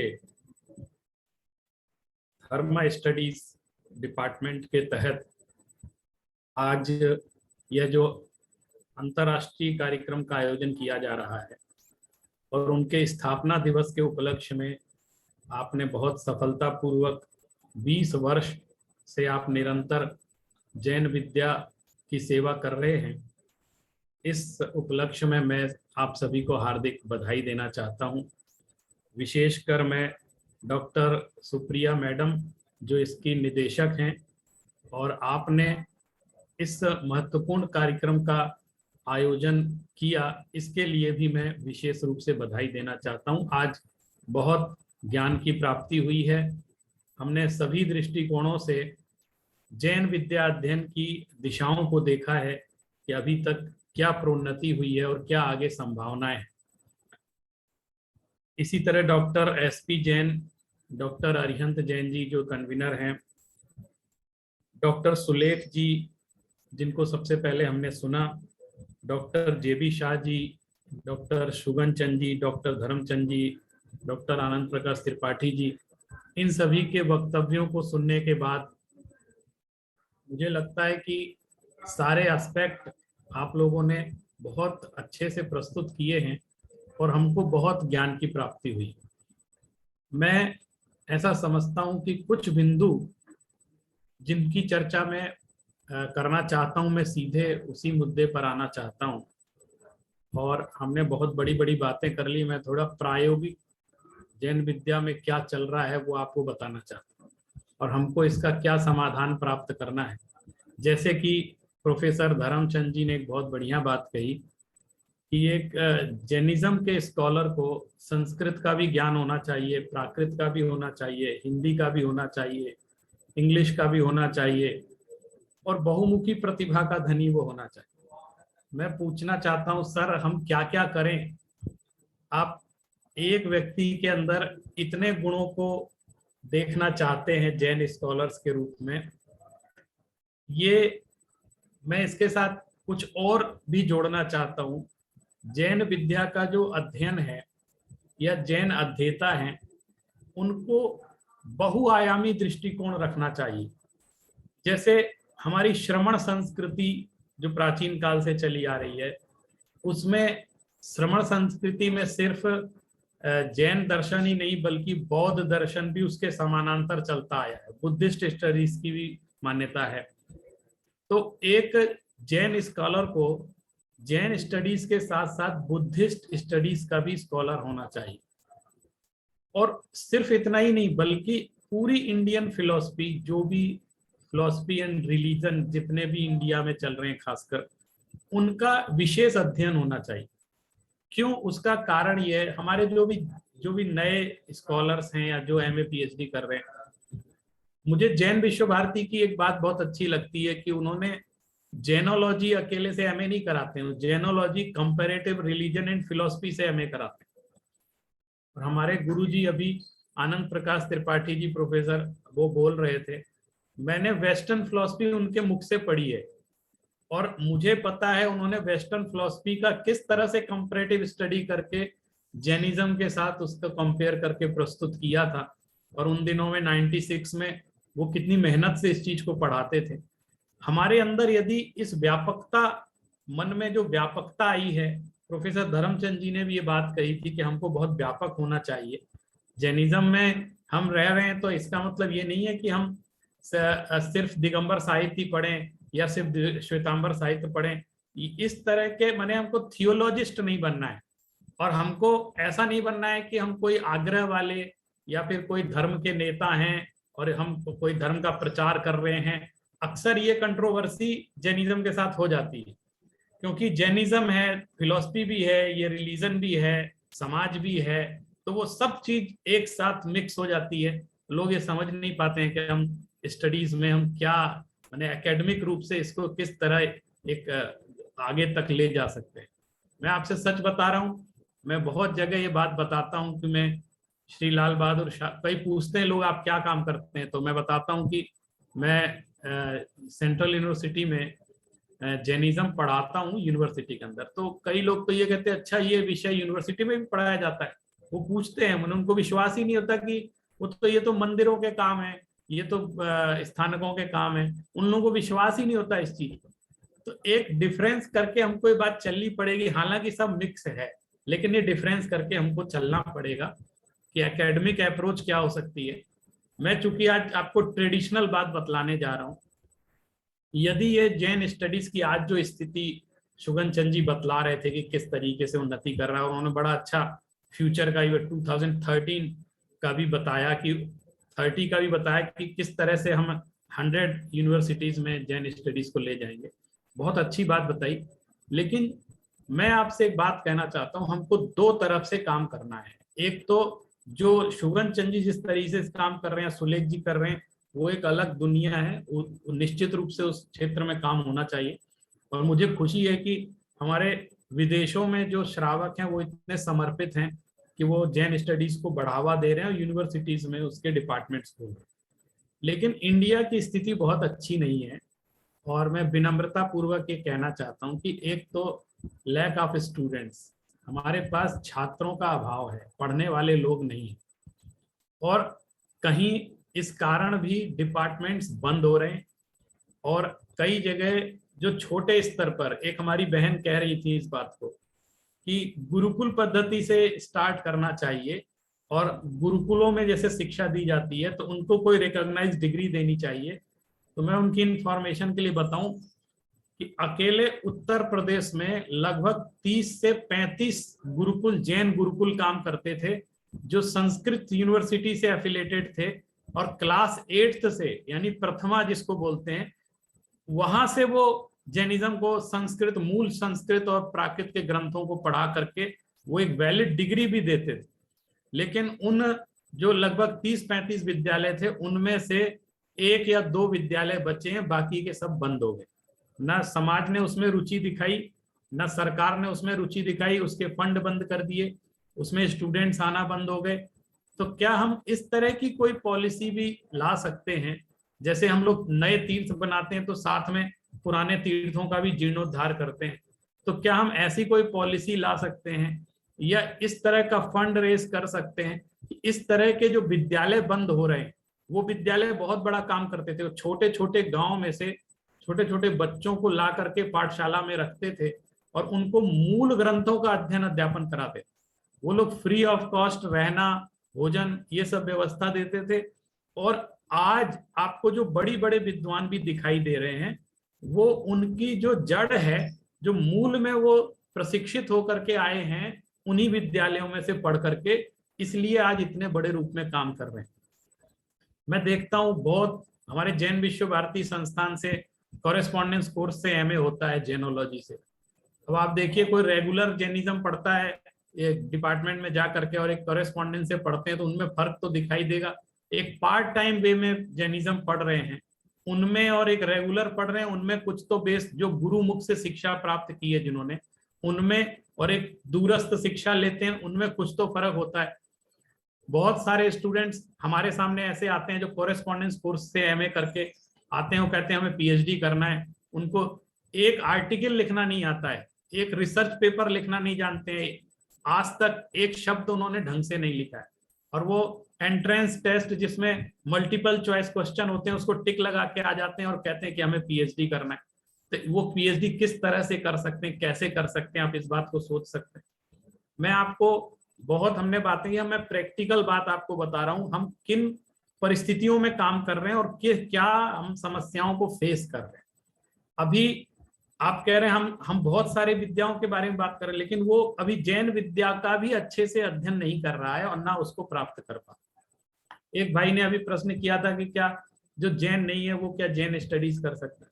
मैं आपसे बता रहा हूँ, मैं जिस यूनिवर्सिटी में पढ़ता हूँ मेरे यहाँ 90% नॉन जैन ही पढ़ने के लिए हमारे डिपार्टमेंट, और वो लोग पढ़ते हैं बहुत अच्छे से, पढ़ करके आगे काम भी कर रहे हैं, स्कूलों में पढ़ा भी रहे हैं, बहुत अच्छे से पढ़ते हैं।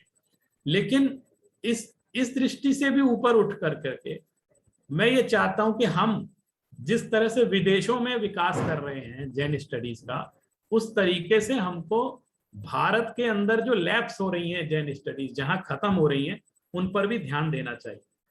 और एक एजुकेशनल बॉडी, चाहे हमारे जो विदेश में रहने वाले लोग हैं भारत के, पूरा इंटरनेशनल एक एकेडमिक बॉडी ऐसी बननी चाहिए जो गवर्नमेंट की पॉलिसीज के अपोज जाकर भी बात कर सके। क्योंकि अभी हमने देखा कि जो रिजर्वेशन पॉलिसी है उसने हमारे कई डिपार्टमेंट खत्म कर दिए। मैं आपको एक उदाहरण देना चाहता हूँ, संपूर्णानंद संस्कृत यूनिवर्सिटी में एकमात्र जैनिज्म डिपार्टमेंट काम करता है, और उसमें ओनली 1 पोस्ट, जिसके कारण से चीज चल रही थी। जब वो रिटायर्ड हो गए उसके बाद 11 ईयर तक पोस्ट, 12 ईयर तक पोस्ट खाली रही, और उसके बाद भी अभी भी खाली है। लेकिन इसके बाद पूरी यूनिवर्सिटी ने एक रिजर्वेशन पॉलिसी बनाई और उस डिपार्टमेंट की पोस्ट को रिजर्वेशन कोटे में डाला। अब आप बताइए, वो पोस्ट खाली है, रिजर्व है, सब कुछ है, लेकिन उनको कोई योग्य आदमी भी नहीं मिल रहा उस पर अपॉइंट करने के लिए। तो पूरी यूनिवर्सिटी के अंदर एक डिपार्टमेंट, एक पोस्ट, और उसको भी आपने बिल्कुल बंद कर दिया। और इस तरह की पॉलिसी हर जगह, कई यूनिवर्सिटीज में हम देखते हैं इस तरह की पॉलिसीज हो जाती हैं। तो क्या कभी ये नहीं सोचा जा सकता कि इस तरह की विद्याएं जो नष्ट हो रही हैं उनमें इस तरह की नेशनल पॉलिसीज के कोई ऑप्शन खोजे जाएं कि हमको ये डिपार्टमेंट सेव करने हैं, इस विद्या को बचाना है, तो हम इस तरह के कॉमन पॉलिसी यूज करके हम इस तरह की हानि क्यों पैदा करें। तो इसमें क्या होता है कि कोई भी हमारे पास इंटरनेशनल बॉडी ऐसी नहीं है जो उनसे जाकर के बाई कोर्ट लड़ाई कर सके, वो इसके लिए PIL फाइल कर सके, उनसे लड़ सके, उन पे दबाव बना सके कि आप इस तरह जैन स्टडीज के साथ नहीं कर सकते। इस तरह की कोई बॉडी नहीं। तो मैं मानता हूं इस तरह की बॉडी भी हमारे साथ होनी चाहिए, और एक स्ट्रॉन्ग लोगों का एक समूह बन करके काम करे कि जहां भी जैन स्टडीज लैब्स कर रही हैं, या फिर उसको, जैसा हमारे आनंद प्रकाश त्रिपाठी जी ने कहा कि वो उपेक्षा भी कर देते हैं। बहुत सारे जगह फिलॉसफी डिपार्टमेंट है, वहां पर एक जैनिज्म का कंपलसरी पेपर होना चाहिए कि आप इंडिया की इतनी एंशिएंट फिलॉसफी को, चाहे जैनिज्म हो बुद्धिज्म है, आप एक सामान्य सा क्वेश्चन पूछ के खत्म करना चाहते हैं, आप उसके लिए अलग से सेक्शन बनाइए, और जो फिलॉसफी से एमए कर रहा है, यदि वो एक पेपर जैन फिलॉसफी या बुद्धिस्ट फिलॉसफी का पढ़ना चाहता है तो आप उसको परमिशन दीजिए और उसको पढ़ाइए। उसके लिए एक टीचर अपॉइंट होना चाहिए पर्टिकुलर फिलॉसफी को पढ़ाने के लिए, और इसी तरह संस्कृत स्टडीज में भी होना चाहिए।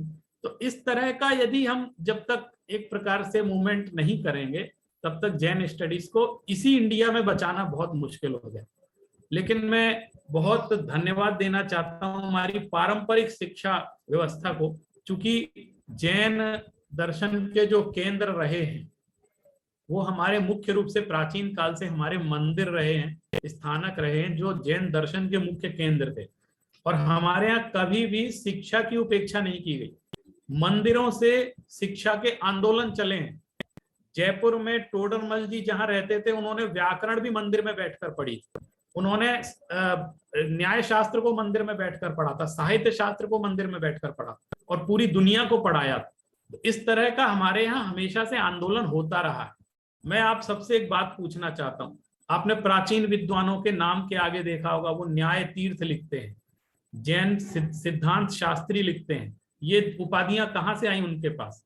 आपको पता है, ये कलकत्ता से एक परीक्षा होती थी जहां जैन न्याय के शास्त्रों को ही पढ़ाया जाता था, और उस परीक्षा को पास करना कठिन होता था। जो व्यक्ति उस परीक्षा को पास कर लेता था वो बहुत बड़ी बात मानी जाती, और वो कोई यूनिवर्सिटी से संचालित नहीं होते थे, वो सोसाइटी, जो सोसाइटीज हैं, जो रजिस्टर्ड सोसाइटीज है, वो लोग संचालित करते थे उसे। लेकिन आज कलकत्ता वालों को ही नहीं पता होगा कि वहां पर इस तरह की परीक्षाएं भी उनके शहर से संचालित होती रही, और आज वो समाप्त हो गई। मूल जैन शास्त्रों को पढ़ने वाले नहीं बचे हैं। इस तरफ भी हमको दृष्टि ध्यान में देनी चाहिए। ये जो अभी बहुत मॉडर्न एजुकेशन की बात करते हैं और बहुत बड़ी बड़ी बात करके, मैं देखता हूँ लेक्चर देने आते हैं, उनसे अनेकांतवाद पर 1 घंटे लेक्चर देते हैं। मैं उनसे पूछता हूँ अनेकांतवाद की डेफिनेशन क्या है, किस शास्त्र में क्या आचार्य ने कही है, वो उनको नहीं मालूम है और जानते भी नहीं है। वो साइंस से भी कंपैरेटिव स्टडी कर रहे हैं, उसके बारे में बता रहे हैं, व्याख्यान कर रहे हैं, लेकिन मूल उसका क्या आचार्य ने उसकी परिभाषा दी है, उनको उसका नॉलेज ही नहीं। तो ये जो डिफरेंस खड़ा हो रहा है, इसको पाटने की भी जरूरत है। आप सिर्फ एक तरफा काम करेंगे तो काम नहीं हो पाए, और मैं इस दृष्टि से भी विचार करना चाहिए। दूसरी तरफ आज एक नई आशा की किरण हमारे सामने ये आई कि जब हमारी गवर्नमेंट की जो यूनिवर्सिटीज हैं, उन्होंने जो जैन स्टडीज की उपेक्षा करना शुरू कर दिया, तो कुछ प्राइवेट यूनिवर्सिटीज ने जैन स्टडी सेंटर स्थापित करना प्रारंभ किया, जो कि एक बहुत अच्छा संकेत है। आप लोग सभी का नाम यहाँ पे बताया गया है, जैसे मंगलायतन यूनिवर्सिटी ने, TMU ने, और जैन यूनिवर्सिटी बेंगलोर ने, एक एकलव्य यूनिवर्सिटी दमोह, वहां भी एक Jainism and Prakrit study centre है। शारदा यूनिवर्सिटी की भी चर्चा भी आई, और जैन विश्व भारती, इसको मैं एकदम प्राइवेट यूनिवर्सिटी जिस तरह की ये है वैसा नहीं मानता हूँ कि वो अलग तरह का ऑर्गेनाइजेशन है। इन्होंने बहुत अच्छे से जैन स्टडीज प्रारंभ, लेकिन इनके साथ भी एक बहुत बड़ी समस्या क्या कि ये सब एक प्रकार से इंडस्ट्री हैं, दुकानें हैं, जो इस तरह की जो यूनिवर्सिटीज खुली हैं वो पैसा कमाने के लिए खुली, और उन्होंने अगर जैन स्टडी सेंटर खोले तो ना तो वो कोई रेगुलर टीचर है वहां पर अपॉइंट करते हैं, और वो किसी को कोई पढ़ने आता है तो बहुत बड़ी फीस की डिमांड भी करते हैं। अब 1 लाख रुपए PhD करने के लिए चाहिए। यहाँ PhD करना कोई नहीं चाहता है जैनिज्म में, और आप कोई आ रहा है तो आप उससे कह रहे हो 1 लाख रुपए हमको चाहिए PhD करने, तब हम आपको PhD में एनरोल करेंगे। तो ये कोई सर्विस थोड़ी हुई। इस तरीके से तो डेवलपमेंट नहीं हो सकता ना। एक तरफ आपके पास स्टूडेंट नहीं, और कई बार मैंने ऐसा देखा कई जगह MA में BA में इतनी हायर फीस रखते हैं कि कोई जनरली इच्छा हो किसी सामान्य बच्चे की पढ़ने की तो वो पढ़ ही नहीं सकता। तो जब आप सोचते हैं प्रोफेशनली भी, आप सोचिए कि अगर आप 20,000 रुपए MA करने का उससे लेते हैं तो 2 बच्चे पढ़ने आते हैं, और अगर आप ये कहें कि हम 5,000 लेंगे तो हो सकता है 20 लोग पढ़ने आ जाएं, तो फाइनेंशियली भी आपके पास ज्यादा इनपुट आ सकता है यदि आप फीस स्ट्रक्चर कम रखते हैं। तो यूनिवर्सिटीज को ये देखना पड़ेगा कि सारे डिपार्टमेंट सबको एक तराजू पे नहीं तौला जा सकता।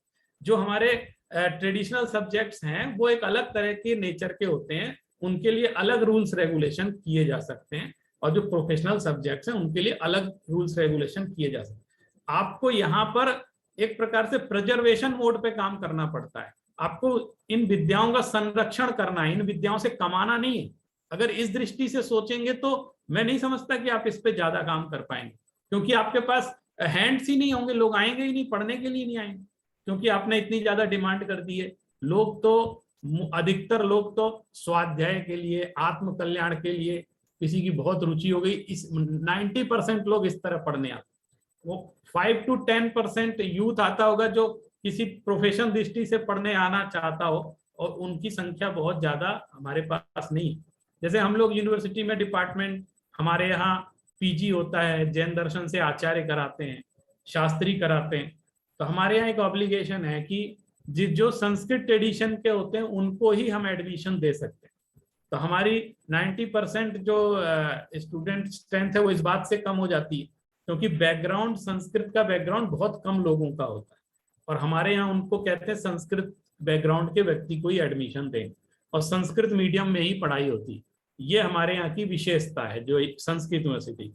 तो हमारे यहाँ बहुत चुने हुए स्टूडेंट्स ही आ पाते हैं, हमने एक डिप्लोमा सर्टिफिकेट कोर्स प्रारंभ किया था 2017 में, और हमने उसमें बहुत नॉमिनल फीस रखी, और हमने ये सोच के शुरू किया पता नहीं चल पाएगा कि, लेकिन जब हमने उसका रेस्पॉन्स देखा तो हमारे पास 70 to 80 students per year semester में, हर सेमेस्टर में, और सर्टिफिकेट में और डिप्लोमा में स्टूडेंट्स सिर्फ दिल्ली से आना प्रारंभ हो गए, और वो रेगुलर पार्ट टाइम आकर के पढ़ते थे। उसमें सीए भी पढ़ते थे और प्रोफेशनल्स भी, डॉक्टर भी पढ़ते थे, घर की महिलाएं भी पढ़ती थी, हर एज ग्रुप के उसमें पढ़ाई करते।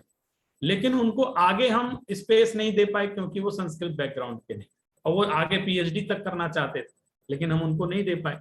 इससे ये पता चलता है कि लोगों को पढ़ने की इच्छा तो है, लेकिन हमको थोड़ी फ्लेक्सिबिलिटी रूल्स रेगुलेशन में उनके प्रति देनी पड़ेगी। फी स्ट्रक्चर को भी एक नॉमिनल उसमें रखना पड़ेगा, तभी जाकर के इस चीज के अंदर स्टडीज को डेवलप कर सकते हैं। बहुत ज्यादा मैं ख्याली पुलाव पकाने के चक्कर में नहीं रहता हूं, मैं प्रैक्टिकल मैंने देखा है और इसकी स्थितियां देखी है। जैन विश्व भारती यूनिवर्सिटी में मैंने पढ़ाई की है, आज की स्थिति वहाँ स्टूडेंट्स की कमी है, सिर्फ मुमुक्षु बहनें वहां पर पढ़ती हैं, और जो गृहस्थ लोग हैं वो रेगुलर आके नहीं पढ़ाई पढ़ पा रहे। तो ऐसी स्थिति में उन्होंने महिला मंडल ने एक स्कॉलर बनाना शुरू कर दिया। क्या करें? और मैं आपसे बता रहा हूँ, जैसे बीतराग विज्ञान शिक्षा बोर्ड है, उन्होंने एक अरहम पाठशाला है, उन्होंने स्कॉलर्स बनाने शुरू कर दिए अपने लेवल पे, सोसाइटी लेवल। एक बहुत पहले परीक्षाएं होती थी पाथर्डी, जैन परीक्षा बोर्ड पाथर्डी अहमदनगर से, उन्होंने बहुत स्कॉलर्स तैयार किए, लेकिन अभी वर्तमान में उसकी स्थिति बहुत अच्छी नहीं। तो आप देखिए, बहुत एक सिद्धांत शास्त्री की तैयारी कराते थे, सांगानेर से 12 वर्षीय पाठ्यक्रम चलता है जिसमें बहुत सारे लोग पढ़ाई कर रहे हैं, डायरेक्ट पढ़ रहे हैं। कई लोग तो ऐसी स्टडी करा रहे हैं कि उसका नाम शास्त्री दे देते हैं, और वो स्टूडेंट्स आके हमसे कहते हैं कि हमें आप अपने एडमिशन ले लो, हमने शास्त्री किया, शास्त्री यानी बीए किया है। लेकिन वो चूंकि किसी यूनिवर्सिटी से शास्त्री नहीं की है, उन्होंने सोसाइटी बोर्ड से शास्त्री की पढ़ाई की है, तो हम उनको रेगुलर एडमिशन नहीं दे सकते, वो हमारी मजबूरी होती। तो ऐसी स्थिति में मैं ये चाहता हूं कि हम एक कोई इंटरनेशनल बोर्ड गठित करें जिसमें बहुत पावरफुल लोग हों, और वो इस बात को गंभीरता से विचार करें कि यदि कहीं पर वो पता लगाएं कि कहीं कोई, अभी आपको एक नई बात बता, गवर्नमेंट ऑफ इंडिया ने इंडियन नॉलेज सिस्टम पर एक शुरू कर दिया है पढ़ा। गवर्नमेंट ऑफ इंडिया ने हिंदू स्टडीज पर पूरे देश में हर यूनिवर्सिटी में डिपार्टमेंट खोल दी, यानी गवर्नमेंट जो चाहती है वो कर देती, उसके लिए उसको कुछ चाहिए पड़ता, सीधे एक ऑर्डर आता, चीजें खुल जाती। और इंडियन नॉलेज सिस्टम पे कितना उसमें जैन नॉलेज सिस्टम रहा होगा ये हम नहीं बता सकते हैं कि किस चीज को कितनी वेटेज दी जाती होगी, ये अभी जब सामने आएगी तब पता चलेगी। लेकिन अभी यूजीसी ने महापुरुषों के ऊपर सारे देश में study centres, Buddhist study centres, अन्य स्टडी सेंटर्स स्थापित किए, लेकिन हम उनसे एक जैन स्टडी सेंटर्स चारों तरफ स्थापित करने का प्रयास उनसे नहीं कर पाए, या उन्होंने किया भी नहीं। कई बार हम लोग पत्र वगैरह लिखते हैं, लेकिन इस तरह पत्रों को कोई ज्यादा ध्यान नहीं देता है। जब तक कोई प्रेशर काम ना करे तब तक कोई भी व्यक्ति गवर्नमेंट लेवल पे सुनने को तैयार नहीं होता और काम नहीं करता।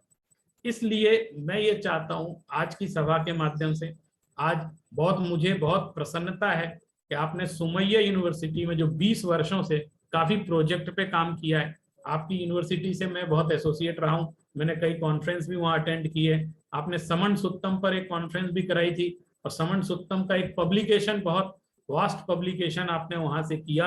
ये बहुत सारे कार्य, और मुंबई जैसी जगह पर आप ये डिपार्टमेंट चला रहे हैं, मेरी बहुत शुभकामनाएं हैं। आगे आप सभी मिलकर इसी तरह जैन विद्या को एक नई दिशा और दशा देते रहेंगे। इसी बात के साथ मैं आज अपनी वाणी को विराम देता हूं। आप सभी ने मुझे इस अंतर्राष्ट्रीय मंच पर बोलने का अवसर प्रदान किया, इसके लिए बहुत बहुत हृदय से धन्यवाद। Thank you so much, sir, for your insightful speech. You threw light on the traditional turning center of Jainism and their utility. You drew also attention to many important practical problems and also suggested many solutions also. And traditional learning center of Jainism have played a very crucial role in the preservation and transmission of the religions teaching over the centuries. And these traditional learning centers of Jainism have the potential to serve as a bridge between the ancient and modern world, allowing for an appreciation of the importance of traditional wisdom in the modern age. So it was very inspiring, sir. Thank you so much. And now these kinds of learnings and understanding can help ensure that Jain studies should be promoted academically throughout the world, as well as make future generation aware of its study. So thank you so much, sir. Now I am inviting Miss Varsha Shah, madam, for vote of thanks.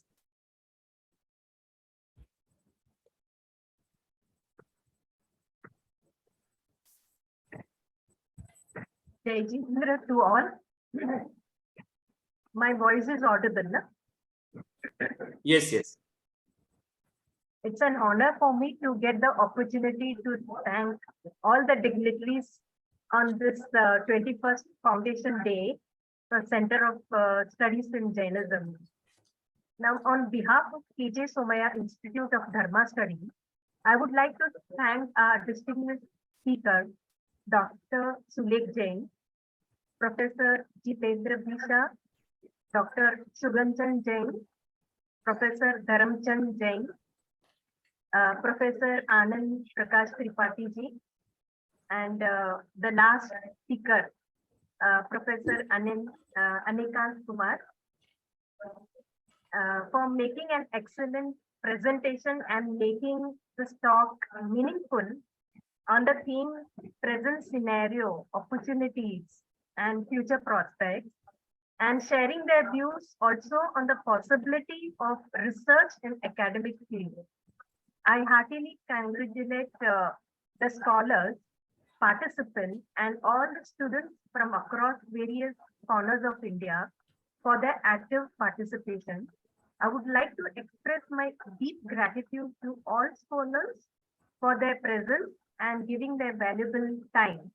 Thank you everyone once again for making this meeting a great success. With respect to research possibilities. Thank you. Thank you, Varsha ma'am. Talking and discussing Jain studies, a present scenario, opportunities and prospects is the significance of this Foundation Day, because this center was also established with these objectives and aims. So this online webinar aimed to provide a platform to discuss the current status of Jain studies and the potential avenues of research and acceleration in the future. So it is clear that the field of Jain study has immense potential and is full of opportunities for passionate researchers and young minds. So only awareness, dedication, and the right guidance are required. And it is now upon us to make the most of these opportunities and ensure that Jain studies continue to be a flourishing field of study globally. We hope that this webinar will help you gain a better understanding of Jain studies and the potential for further research and advancement in the field. Thank you so much for joining for this insightful webinar, and my heartiest gratitude to the panelists for their valuable insights and for their time, precious time and effort to share their expertise and knowledge. And finally, I would like to express my deepest appreciation to each and every one of you for being here today. Your presence has made this event a huge success. Thank you once again, all of you. Thanks to my our Vice Chancellor sir, our Chancellor sir, our Director ma'am, our Head sir, and our research assistants and the technical people. I want to thank all of you. Thank you so much. So, if you want to ask something, Hansa ji, you want to ask?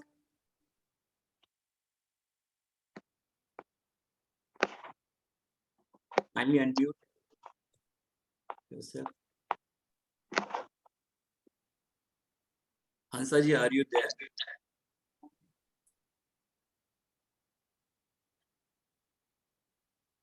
Okay, so finally हम अपने इस international webinar का समापन करते हैं और आगे भी इसी तरीके के हम लोग सेमिनार, वेबिनार और इस प्रकार का आयोजन करते रहेंगे और इस तरीके के डायलॉग होने चाहिए जिससे हम लोग किसी एक उस पे ना बन के एक ओवरव्यू हमें मिल सके और कई लोगों के सजेशंस, जैसे सर लोगों के सजेशंस मिले, तो इससे हम अपनी चीजों को और लॉजिकली और बहुत ही अच्छे ढंग से आगे बढ़ा सकते हैं। तो हम लोग फिर मिलेंगे। जी हंसा जी, आप कुछ पूछना चाहते हैं प्लीज। हंसा जी, आप पूछ रहे हैं कुछ? Are you listening? Okay, I think she is not listening. So आप आगे भी हमसे, आप सभी लोग जुड़े रहिए और हम लोग आगे इसी तरीके से वेबिनार और सेमिनार इवन ऑफलाइन भी करते रहेंगे। Thank you so much. जय जिनेंद्र, नमो जिनांद्र। Thank you.